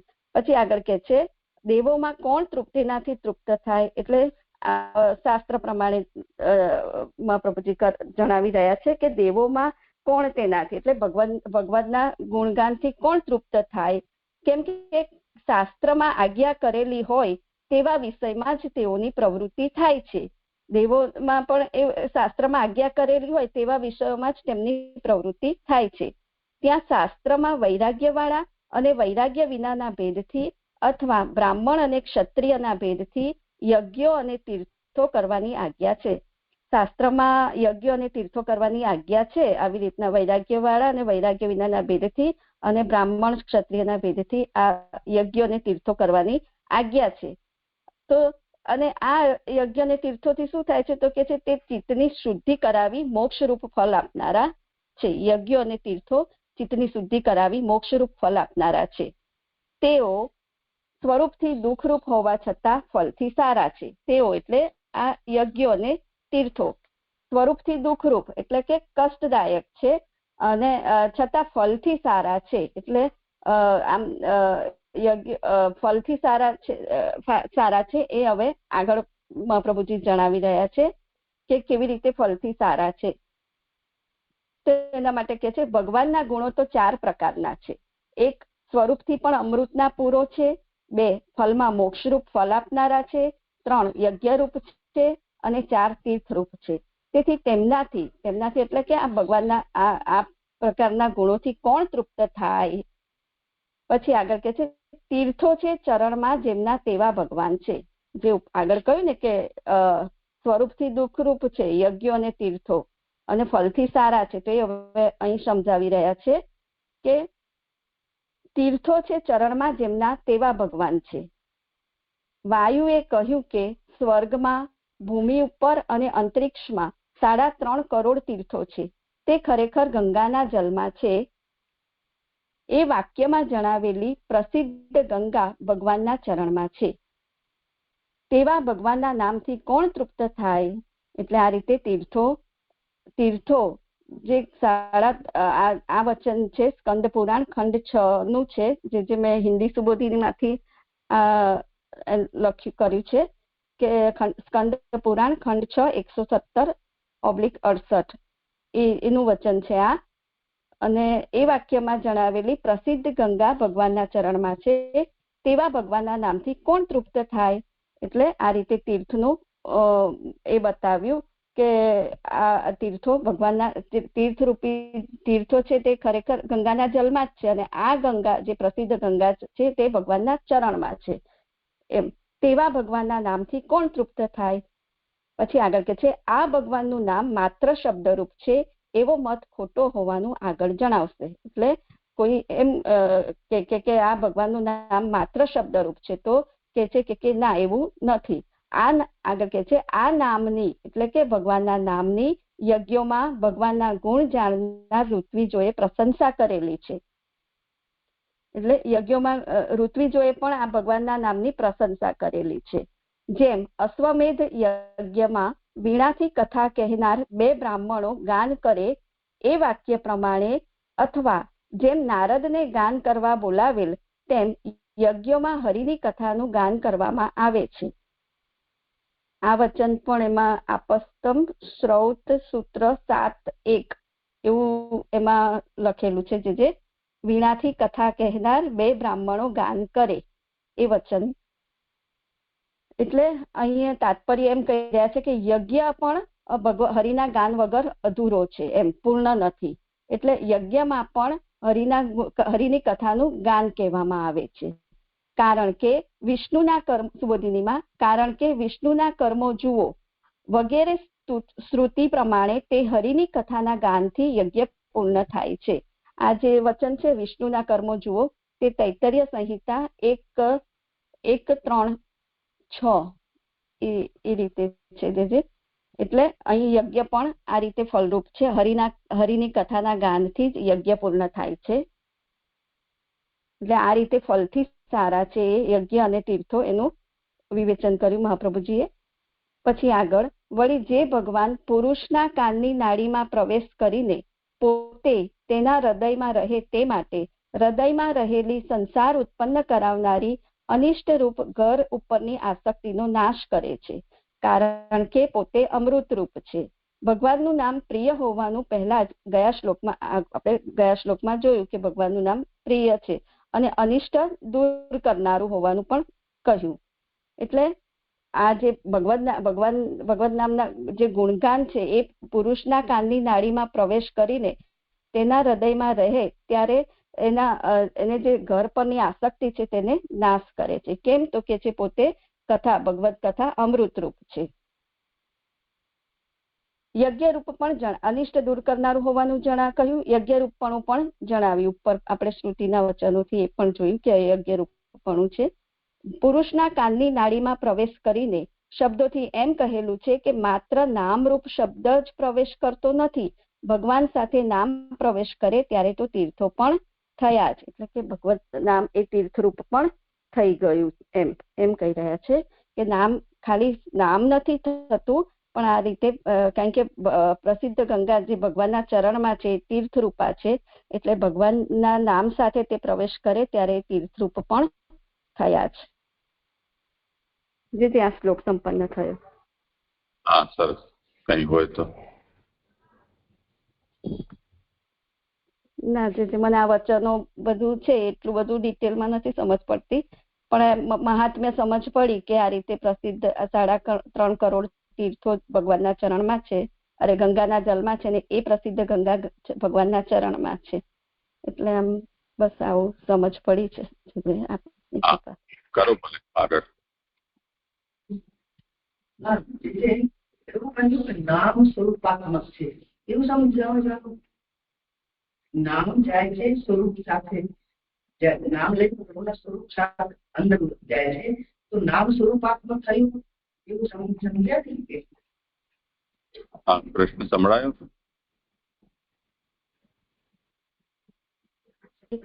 તમને પ્રશ્ન સંભળાયો?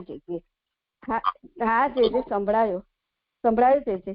એટલે નામરૂપ શબ્દ જ પ્રવેશ કરતો નથી પણ ભગવાન સાથે નામ પ્રવેશ કરે એટલે તીર્થરૂપ એ ભગવત તીર્થરૂપ એ પ્રસિદ્ધ નામ પણ તીર્થરૂપા થઈ ગયું એમ કહી રહે છે. તીર્થરૂપા ત્યારે થશે કે જ્યારે સ્વરૂપ સહિત પધાર્યું તો અંદર.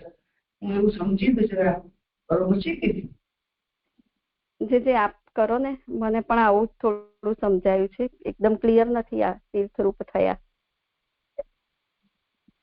નામ છે, સ્વરૂપ છે. જયારે સ્વરૂપ નથી ત્યારે નામ સ્વરૂપાત્મક છે. સ્વરૂપ છે ત્યારે સ્વરૂપના અંદર નામ છે જ, એ જુદો વિષય છે. અહીંયા તો એટલું આ જ કહી રહ્યા છે કે ભગવત નામ કાનમાં પ્રવેશ કરે છે એ જો ભગવાન સાથે પ્રવેશ કરી રહ્યો છે તો પછી તીર્થરૂપ થઈ જ જાય છે, એમાં કોઈ સંશય નથી. એમ હા એ જ કહી રહ્યા છે ને કે અહીંયા પ્રવેશ કરે છે એ ભગવાનના સાથે કરી રહ્યા છે. હા બાકી તો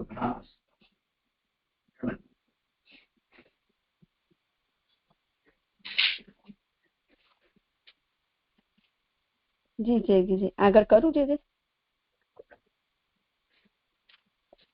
એમ છે ત્યારે વ્યાસે બીજું કેમ કહ્યું એટલે બીજાના ધર્મો કેમ કહ્યા.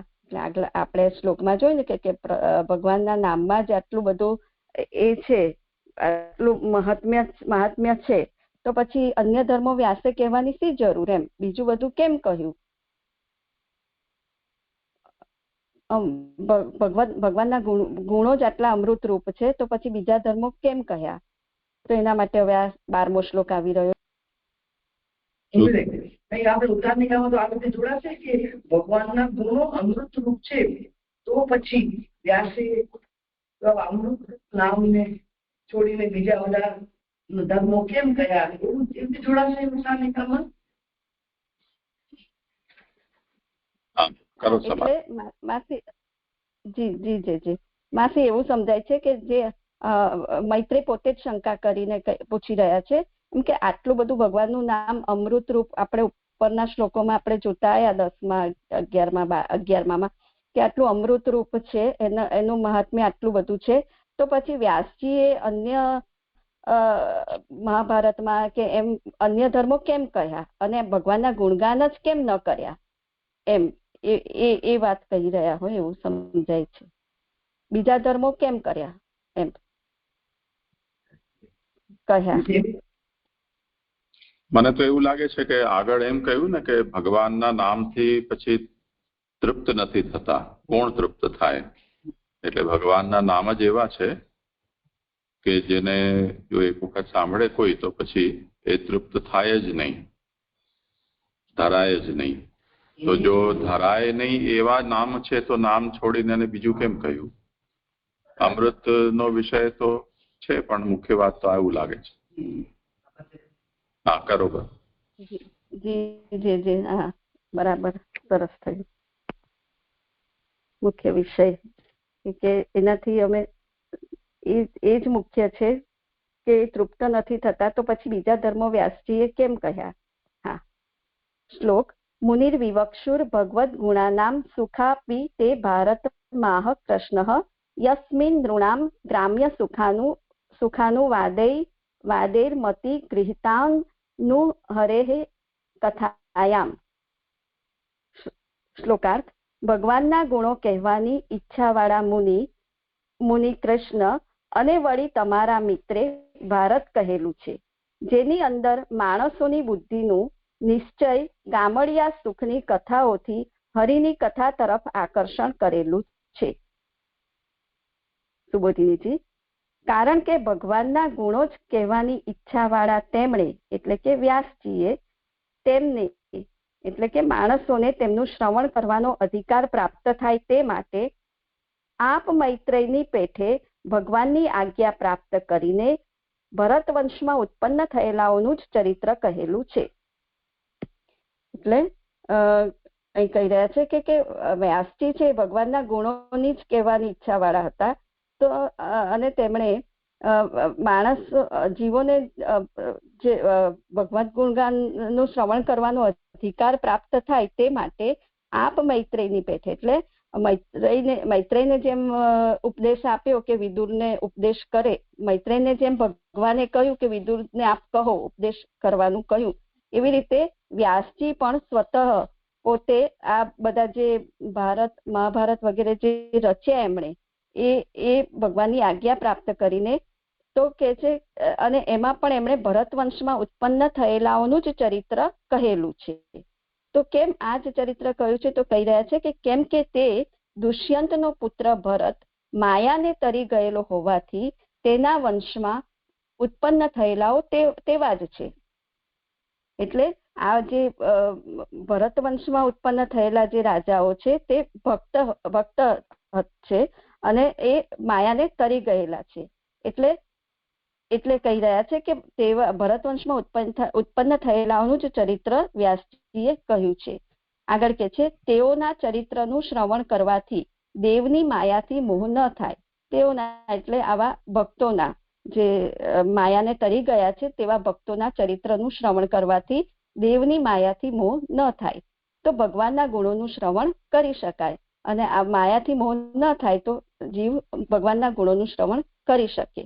તેથી શ્રવણ કરવાના અધિકાર વિનાનાઓ પણ ભગવાનના ગુણોનું શ્રવણ કરે તે માટે આપના મિત્રે તે માત્ર ભગવાનના ગુણ કહેનાર હોવા છતાં નામથી પણ કૃષ્ણ હોવા છતાં ભારત કહ્યું. જે ઉત્થાનિકામાં કહ્યું ને કે વ્યાસે કેમ બીજું કહ્યું, તો એ હવે આવી રહ્યું છે એનું સમાધાન. એટલે કે છે કે શ્રવણ કરવાના અધિકાર વિનાનાઓ પણ ભગવાનના ગુણોનું શ્રવણ કરે તે માટે વિદુરજી કે છે મૈત્રેયને કે આપના મિત્રે એટલે આપના મિત્ર એટલે બંનેના ગુરુ એક જ, વ્યાસજી અને મૈત્રેયના ગુરુ એક જ છે. એટલે કહી રહ્યા છે કે આપના મિત્રે માત્ર ભગવાનના ગુણ કહેનાર હોવા છતાં નામથી પણ કૃષ્ણ હોવા છતાં ભારત કહ્યું, મહાભારત કહ્યું.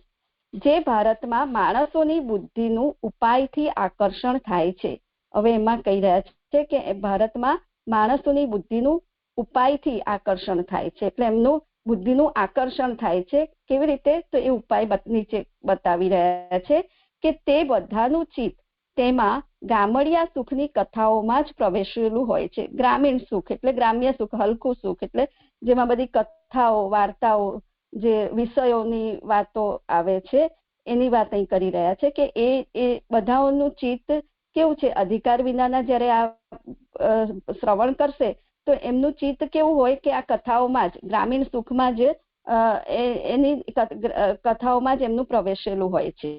અને ચિત્તની પ્રવૃત્તિ પોતાની રુચિથી જ થાય છે. એમની રુચિ એવી હોય છે એટલે એમની પ્રવૃત્તિ પણ એ રીતે ગ્રામીણ એવા વિષયોમાં જ હોય છે. તેથી તેઓની બુદ્ધિનું આકર્ષણ થાય તે માટે ગામડિયાની કથાઓમાં ભગવાનની કથાઓ દાખલ કરેલી છે. એટલે આ જે જીવો છે એમનું બુદ્ધિનું આકર્ષણ થાય એ અને ભગવત ગુણગાનમાં એમનું ચિત્ત પરોવાય તે માટે ગામડિયાઓની કથામાં ભગવાનની કથાઓ દાખલ કરેલી છે. આ જે આપણે સર્વનિર્ણયમાં પણ પ્રમાણ પ્રકરણમાં બાલાનું શાસન ન્યાય જે કામ્ય કર્મનું કહ્યું છે એ જ રીતે અહીંયા થોડું સમજાઈ રહ્યું છે કે એની અંદર રુચિ ઉત્પન્ન કરવા માટે આ ગામડિયાની કથાઓમાં ભગવાનની કથાઓ દાખલ કરેલી છે. તે ભગવાનની કથાઓ ગામડિયા તરીકે વિચારેલી હોય તો પણ પોતાનું પ્રયોજન સિદ્ધ કરે છે. એટલે આ ભગવાનની કથા એવી છે કે ભલે આ ગ્રામીણ વિષયોથી વિચારેલી હોય તો પણ પોતાનું પ્રયોજન એટલે કે એ ભગવત ગુણગાન જે કરશે એની રુચિની વૃદ્ધિ કરશે. એટલે કે એ પોતાનું પ્રયોજન એની રુચિની વૃદ્ધિ કરવાનું એ સિદ્ધ કરે છે. તેથી પ્રયત્ન સફળ થાય છે. એટલે પ્રયત્ન સફળ થાય છે એટલે આ જે વ્યાસજીએ બીજું જે કહ્યું એ સફળ થાય છે તેનું નિશ્ચય શબ્દથી કહેલો છે. જે શ્લોકમાં આવ્યું ને કે ગૃહિતા નું હરે કથા નું, એટલે કે તે નક્કી જ એમની રુચિમાં વૃદ્ધિ કરે છે તે નિશ્ચય શબ્દથી કહેલો છે. જે આ શ્લોક સંપન્ન થયો.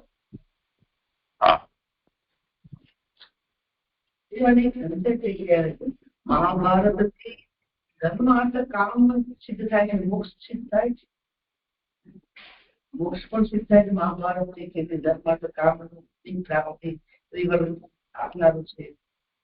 એ મને પ્રશ્ન હતો કે આવી શકે. હા, સંભળાયો પ્રશ્ન? જી જે સંભળાયું. મોક્ષનું તો એટલું બધું નથી ખ્યાલ આવતો, પણ ચારે પુરુષાર્થ તો પ્રાપ્ત થાય છે એવું થોડું ઘણું ખ્યાલ છે. કયા કયા? ધર્મ અર્થ કામ મોક્ષ.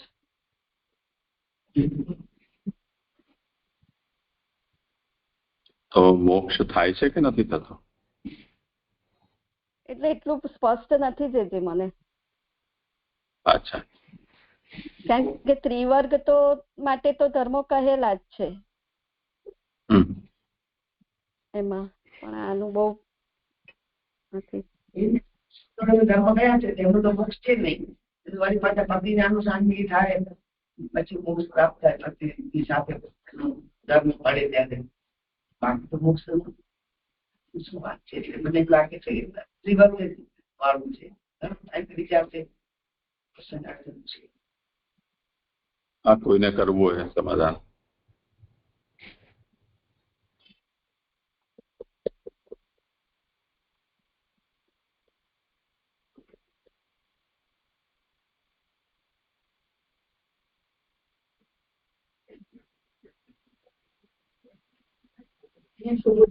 તો આ વિષયમાં આપણે પછી એવી રીતે કહ્યું ને કે આ ભારત એટલે મહાભારતમાં ચિત્તની પ્રવૃત્તિ પોતાની રુચિથી થાય અને એમાં બુદ્ધિનું આકર્ષણ થાય તે માટે આવી ગ્રામીણ કથાઓમાં ભગવાનની કથાઓ દાખલ એટલે પ્રભુએ આ પ્રકારે ચરિત્ર કર્યું છે એવું નિરૂપણ કર્યું છે અને એનાથી પોતાનું પ્રયોજન સિદ્ધ કરે છે. એટલું થાય છે. પણ પર્ટિક્યુલર કોઈ સાધનથી મોક્ષ રૂપ ફળ એવું કેવી રીતે પ્રયોજન ગુણગામ લાગે ત્યારે બહાર ગઈ વાત ભાગવત મહાભારત થી તો આગળના શ્લોક કોના છે? જય જય દંડવત પ્રણામ. આ જે બધા યજ્ઞો કરાયા યુધિષ્ઠિર પાસે, એમાં આ બધા વિષય આવી ગયા છે. આમનો પ્રશ્નનો ઉત્તર એમાં આપેલો છે. હા, તો એ મોક્ષ પ્રાપ્તિ માટે કહેવાય કે નહીં? શું કહો છો?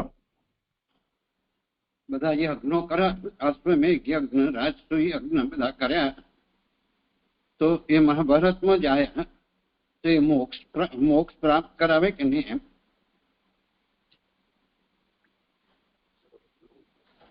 રાજસૂય યજ્ઞથી મોક્ષ કેમ થાય? પણ અશ્વમેઘ યજ્ઞથી તો થાય ને. મોક્ષ થઈ જાય એવું મારે વાંચવામાં આવ્યું છે, મને બહુ અચ્છા. સમજાણ. ના ના, મુખ્ય મુદ્દો એ નથી. મહાભારતમાં જેમ અહીંયા વિદુરજી કહી રહ્યા છે તે પ્રમાણે અનેક ધર્મોનું નિરૂપણ છે. જે ક્ષુલ્લક સુખ પ્રાપ્તિના સાધનો છે તે પ્રકારના ધર્મોનું પણ નિરૂપણ છે. અને આ જે ગ્રામ્ય કથાઓથી યુક્ત ભગવત કથાનું પણ વર્ણન છે. મુખ્યતયા ભગવત કથાનું વર્ણન નથી, ગૌણતયા છે, પણ બધાનું નિરૂપણ તો છે જ ને. મહાભારતથી કોને શું સિદ્ધ થશે એ તો હવે જેવો અધિકારી હશે તેવું થશે. તો વિદુરજી જે પોતે પોતાની આત્મકથા કહી રહ્યા છે કે હું જયારે રાજકાજમાં હતો તે વખતે મને એમ લાગતું હતું આ બધું બહુ સરસ છે, પણ હવે એમાં રસ નથી આવતો, એનાથી ધરાઈ ગયો છું. કેમ કે જેમ સ્વાદનો શોખીન માણસ હોય એને કાચા કચુંબર છે 25 જાતના સજાવીને એને મૂકી દો તો એનાથી એને શું?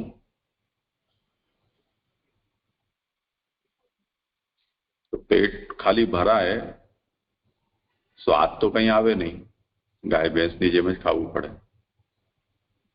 એવી રીતે 1 લાખ શ્લોકનું મહાભારત છે જો તમે કોઈને આપી દો અને આમાં બધું જ છે, કૃષ્ણ કથા પણ છે, ભક્તિ પણ છે, પણ એ ભક્તિ છે એ વાત ખોટી નથી, પણ એનું પ્રમાણ શું? 1 લાખમાંથી એનો અંશ ઘડો તો 1-2 ચમચી જેટલું નીકળે. એના માટે 1 લાખ શ્લોક છે એ ચાવવા કચુંબરની જેમ, તો એમાં કોને રુચિ આવે એમ? પણ છે તો ખરું, એમાં કોઈ સંશય નથી. એ તો વિષય આગળ આવશે, એના ઉપર આપણે નિર્ણય કરીશું, અત્યારે તો કહેવાનો વિષય નથી. પણ વિદુરજી છે એના વિચાર મૈત્રેય સામે આ રીતે ચાલી રહ્યા છે. નારદે ત્યાં આ રીતે કહ્યું, વિદુરજી પણ કહી રહ્યા છે કઈ એટલે જનતા તો ઘણી રહી છે ભાગવતના પરિપ્રેક્ષમાં. કોઈ પણ શાસ્ત્રની જે મુક્તિ છે, કોઈ શાસ્ત્ર તો મુક્તિ આપતું નથી. મુક્તિ તો ભગવાન આપે છે ને. તો તમે ભાગવતે લઈ લેશો તો એ ભાગવત થોડું કોઈ મુક્તિ આપે છે. તો એનાથી કઈ ફરક નથી પડતો કે મહાભારતથી મુક્તિ મળે કે ન મળે, એ કોઈ પ્રશ્ન જ નથી. મુક્તિ જે છે એ ભગવાન આપે છે. ભગવાન મુક્તિ માટે મર્યાદા અને પુષ્ટિનો ભેદ છે, તો મર્યાદા માર્ગ આપેલો છે, તો મર્યાદા માર્ગ મુક્તિ આપશે. તો મર્યાદામાં વરણ હશે એ यदि महाभारत वांच्या પછી મર્યાદા પ્રાપ્ત કરશે માર્ગને ને તેના અનુસારે આગળ વધશે તો એને મળશે મુક્તિ, નહીં હોય તો નહીં મળે. એવું જ થશે ને. તો મુક્તિ શા માટે નહીં મળે? એટલે આપણે મહાભારત મુક્તિ આપશે એમ નહીં કરી શકીએ. મહાભારત મુક્તિનો માર્ગ બતાવે છે કે નહીં એવો પ્રશ્ન આપણે કરી શકીએ. તો એ તો છે જ, એવું તો કોઈ શાસ્ત્ર નથી કે જેની અંદર મુક્તિનો માર્ગ બતાવ્યો ન હોય. એની સાધનાથી પ્રાપ્ત થશે. મહાભારત જે જીવી રહ્યું છે આપણે કઈ 2 ચમચી આપણે તો એટલું કોઈને મળશે તો ખરું. હા, એ તો ભાગવત નતું પ્રકટ થયું તો મહાભારત જ હતું જ. આજે પણ બધાને ભાગવત ઉપલબ્ધ નથી તો મહાભારતથી જ ચાલી જ રહ્યું છે. એમાં તો કોઈ પ્રશ્ન સંદેહ જ નથી. એ તો ખેર આગળ આવી રહ્યો છે વિષય. સારું સમજાયું. દંડવત પ્રણામ જીજે. અહીંયા જે 100 ને લાવું હું જીજે 173 પેજ. હા, ત્રીજી લીટી છે ને જે કે અધિકાર વિનાનાઓ પણ ભગવાનના ગુણોનું શ્રવણ કરે, એટલે સ્ત્રી શુદ્ર લેવાશે. અને તે માટે આપના મિત્રે તે માત્ર ભગવાનના ગુણ કહેનાર હોવા છતાં નામથી પણ કૃષ્ણ હોય, એટલે જે અહીંયા કૃષ્ણ દ્વૈપાયન જે વ્યાસીનું નામ છે એ રીતના સમજવાનું છે ને.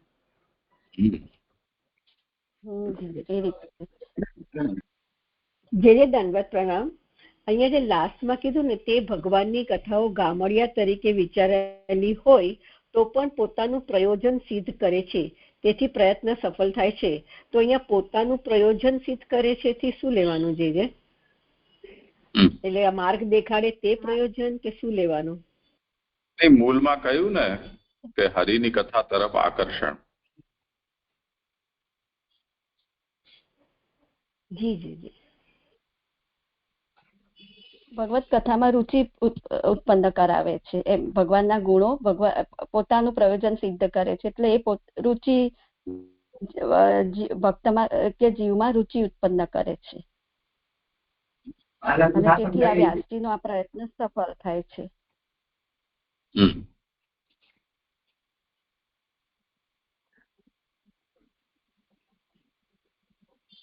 આગળ કરું જે કે કોઈને છે પ્રશ્ન?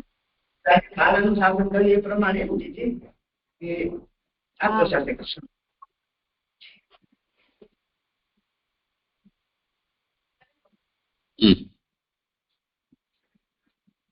જી જી જી આગળ કરું. તેથી શું થાય એ જાણવાની ઈચ્છા થાય, તેથી નીચેનો શ્લોક કહે છે. એટલે ઉપર કહ્યું ને કે આ કથાઓમાં ભગવાનની કથા દાખલ કરેલી છે ને તેથી એમાં જે અધિકાર વિનાના જે જીવો છે તેમનામાં પણ રુચિ ઉત્પન્ન થાય છે, ભગવાનના ગુણગાન કરવાનું શ્રવણ કરવામાં રુચિ ઉત્પન્ન થાય છે. તો અહીં ઉત્થાનિકામાં કહી રહ્યા છે કે તેથી શું થાય એ જાણવાની ઈચ્છા થાય, રુચિ વધશે તો શું થશે એમ. તો એના માટે નીચેનો શ્લોક આવે છે. सा श्रद्धा नस्य विवर्धमाना विरक्तिर्न्यत्र करोति पुंसः हरेः पदानुस्मृति निवृत्तस्य समस्त दुःखात्यय मासु दत्ते. શ્લોકાર્થ. શ્રદ્ધાવાળા હરિના ચરણના સ્મરણથી આનંદ પામેલા પુરુષની તે બુદ્ધિ વધતી જતી બીજા વિષયોમાં અણગમો ઉત્પન્ન કરે છે અને તરત જ સર્વ દુઃખોનો નાશ કરે છે. સુબોધિનીજી, શ્રદ્ધા એટલે આસ્તિકપણા વાળી બુદ્ધિ. હવે આગળ સમજાવી રહ્યા છે કે શ્રદ્ધા નસ્ય વિવર્ધમાના જે છે ને, શ્રદ્ધા એટલે શું? તો કે આસ્તિકપણા વાળી બુદ્ધિ. કથા આરંભમાં પોતાના કાર્ય શ્રદ્ધાને જ ઉત્પન્ન કરે છે. કથા શું કરશે? તો જીવમાં શ્રદ્ધા ઉત્પન્ન કરશે. ગામડિયા પદાર્થોમાં ઊંચા તથા નીચા હોય તેમાંથી રસનો અનુભવ થવાથી ઉત્તમ હોય તે જ ગ્રહણ કરે છે, હલકાને ગ્રહણ કરતી નથી. તેથી શ્રદ્ધાવાળાની વધતી જતી તે બુદ્ધિ શ્રદ્ધાથી સદા શ્રવણ થવાથી વધતા પેલા આટલું કરી લો કે ગામડિયા પદાર્થોમાં ઊંચા તથા નીચા હોય તેમાંથી રસનો અનુભવ થવાથી ઉત્તમ હોય તે જ ગ્રહણ કરે છે, હલકાને ગ્રહણ કરતી નથી. એટલે વિષયો છે ગ્રામીણ પદાર્થોના જે વિષય એમાં ઊંચા નીચા એટલે કોઈ ઉત્તમ હોય કોઈ હલકા હોય એવા પદાર્થો હોય છે. તો તેમાંથી રસનો અનુભવ થવાથી એ જે વિષયોમાંથી રસનો અનુભવ થવાથી ઉત્તમ હોય તે જ ગ્રહણ કરે છે. એટલે જેની બુદ્ધિ આસ્તિક છે તે એની રુચિ વધી રહી છે તો એ જીવ ઉત્તમ પદાર્થને જ ગ્રહણ કરે છે, હલકાને ગ્રહણ કરતો નથી. તેથી શ્રદ્ધાવાળાની વધતી જતી તે બુદ્ધિ શ્રદ્ધાથી સદા શ્રવણ થવાથી વધતા બીજા પદાર્થો ભેળસેળવાળા ખીચડી તરીકે પ્રાપ્ત થાય તેમાં અણગમો ઉત્પન્ન કરે છે. એટલે આ જીવની જે રુચિ વધશે શ્રદ્ધાથી શ્રવણ કરતા કરતા, તો એને અન્ય પદાર્થો તરફ અણગમો ઉત્પન્ન થશે અને આ ભગવત ગુણગાન તરફ એની પ્રીતિ વધશે. કેમ કે કારણ કે ઉત્તમ અન્ન પ્રાપ્ત થતું હોય ત્યારે કોઈ પણ ખોળ વગેરે ખાતું નથી. એટલે ઉત્તમ વસ્તુ પ્રાપ્ત થતી હોય તો હલકી વસ્તુ તરફ કોઈ જલ્દી ના આકર્ષાય. એટલે કે છે કે ઉત્તમ વસ્તુ મળી રહી છે ભગવત ગુણગાન જેવી, તો જીવ એને જ પસંદ કરશે. પરંતુ એક જ ગુણ સ્વતંત્રપણું જરૂરનો છે તે અર્થ પુરુષ શબ્દથી કહેલ છે. એટલે આ જે પુરુષ સ્વતંત્રપણું એટલે કે પુરુષ, એટલે આ અહીં એક જ ગુણ આ શ્રોતા માટે કહી રહ્યા છે કે એના માટે આ એક ઉત્તમ વસ્તુને ગ્રહણ કરવું એ જ ગુણ એના માટે જરૂરી છે. તે અહીં સ્વતંત્રપણું તે અહીં પુરુષ શબ્દથી કહેલ છે. તેથી પણ શું થાય એવો પ્રશ્ન થાય. એટલે કે હવે ઉત્તમ વસ્તુ એને પ્રાપ્ત થાય ગ્રહણ કરે છે તો તેનાથી શું થશે એમ.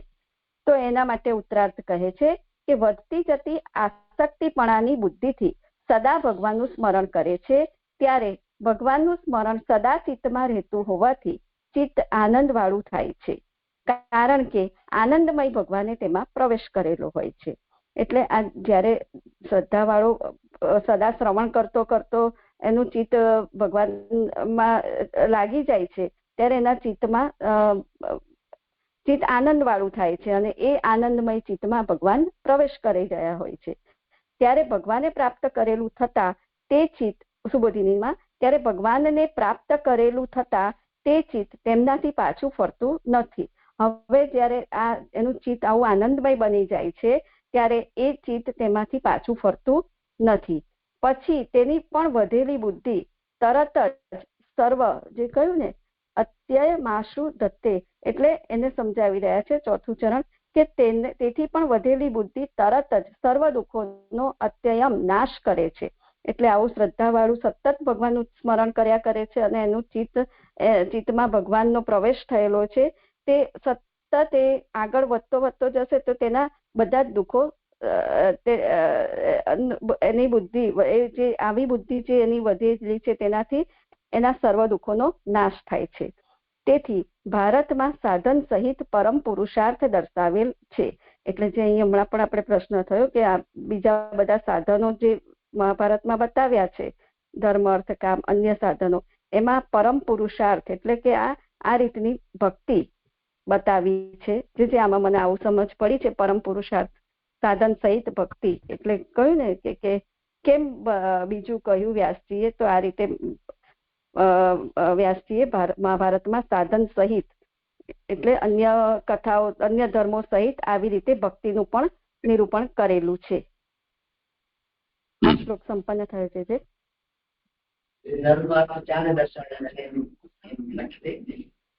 ભક્તિ પણ કઈ છે, ભક્તિ જ અહીંયા તો ભક્તિનું જ નિરૂપણ કર્યું છે. હા, એવું સમજાય છે.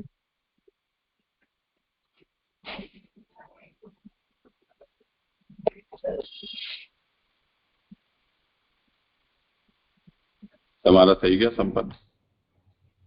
જી જી જી, કોઈનો પ્રશ્ન નથી. હા, મારા શ્લોક સંપન્ન થયા. પ્રણામ. આ છે ને કે બીજા પદાર્થો ભેળસેળવા પછી એને અણગમો થાય છે, બરાબર, કારણ કે ઉત્તમ અન્ન પ્રાપ્ત થયું ત્યારે કોઈ ખોળ વગેરે, પરંતુ એક જ ગુણ સ્વતંત્રપણું જરૂરનું છે અને એને માટે પુરુષ શબ્દ આપ્યો. એટલે એમ કે એવો જીવ જે સ્વતંત્ર છે કેવો હોવો જરૂરી. આ શું કે છે સ્વતંત્રપણું કેમ જોયડું? અત્યારે શ્રદ્ધા ને એ બધું ચાલે છે ને કે એનામાં શ્રદ્ધા હોવી જોઈએ, શ્રદ્ધા હશે તો પછી એને સારા પદાર્થો તરફ એ થશે, એનું ચિત્ત ખેંચાશે. તો પછી એમાં સ્વતંત્રપણું કઈ રીતે જોડવું છે એ નથી સમજાતું. પ્રણામ. હા, એટલે અહીંયા જે કહ્યું ને એ પેરેગ્રાફમાં જ ઉપર કે ઉત્તમ હોય, આ જે ગામડિયા પદાર્થોમાં ઊંચા નીચા પદાર્થો હોય તેમાંથી રસનો અનુભવ થવાથી ઉત્તમ હોય તે જ ગ્રહણ કરે છે અને હલકાને ગ્રહણ કરતી નથી. તો આ જે ગ્રહણ કરવાનો જે ગુણ છે શ્રોતા માટે એ એક સ્વતંત્રપણું હોવો જરૂરી છે. એ ગુણની વાત અહીં થઈ રહી છે. ગ્રહણ કરવાનો જે ગુણ છે સ્વતંત્ર છે અને એ સ્વતંત્રતા જે શ્લોકમાં પુંસઃ કહ્યું છે એનાથી બતાવ્યું છે. એવું સમજાય છે જે કઈ વિશેષ હોય તો આપ સમાધાન કરો. મને તો એવું લાગે છે કે અહીંયા સાંખ્યનો સંદર્ભ લઈને અને પ્રકૃતિ પુરુષના દૃષ્ટિથી આ વાત કહેવામાં આવી રહી છે. એટલે અસ્વતંત્ર કે પરાધીન પુરુષનો અર્થ એવો લાગે છે કે જે ગુણોના પ્રભાવમાં છે,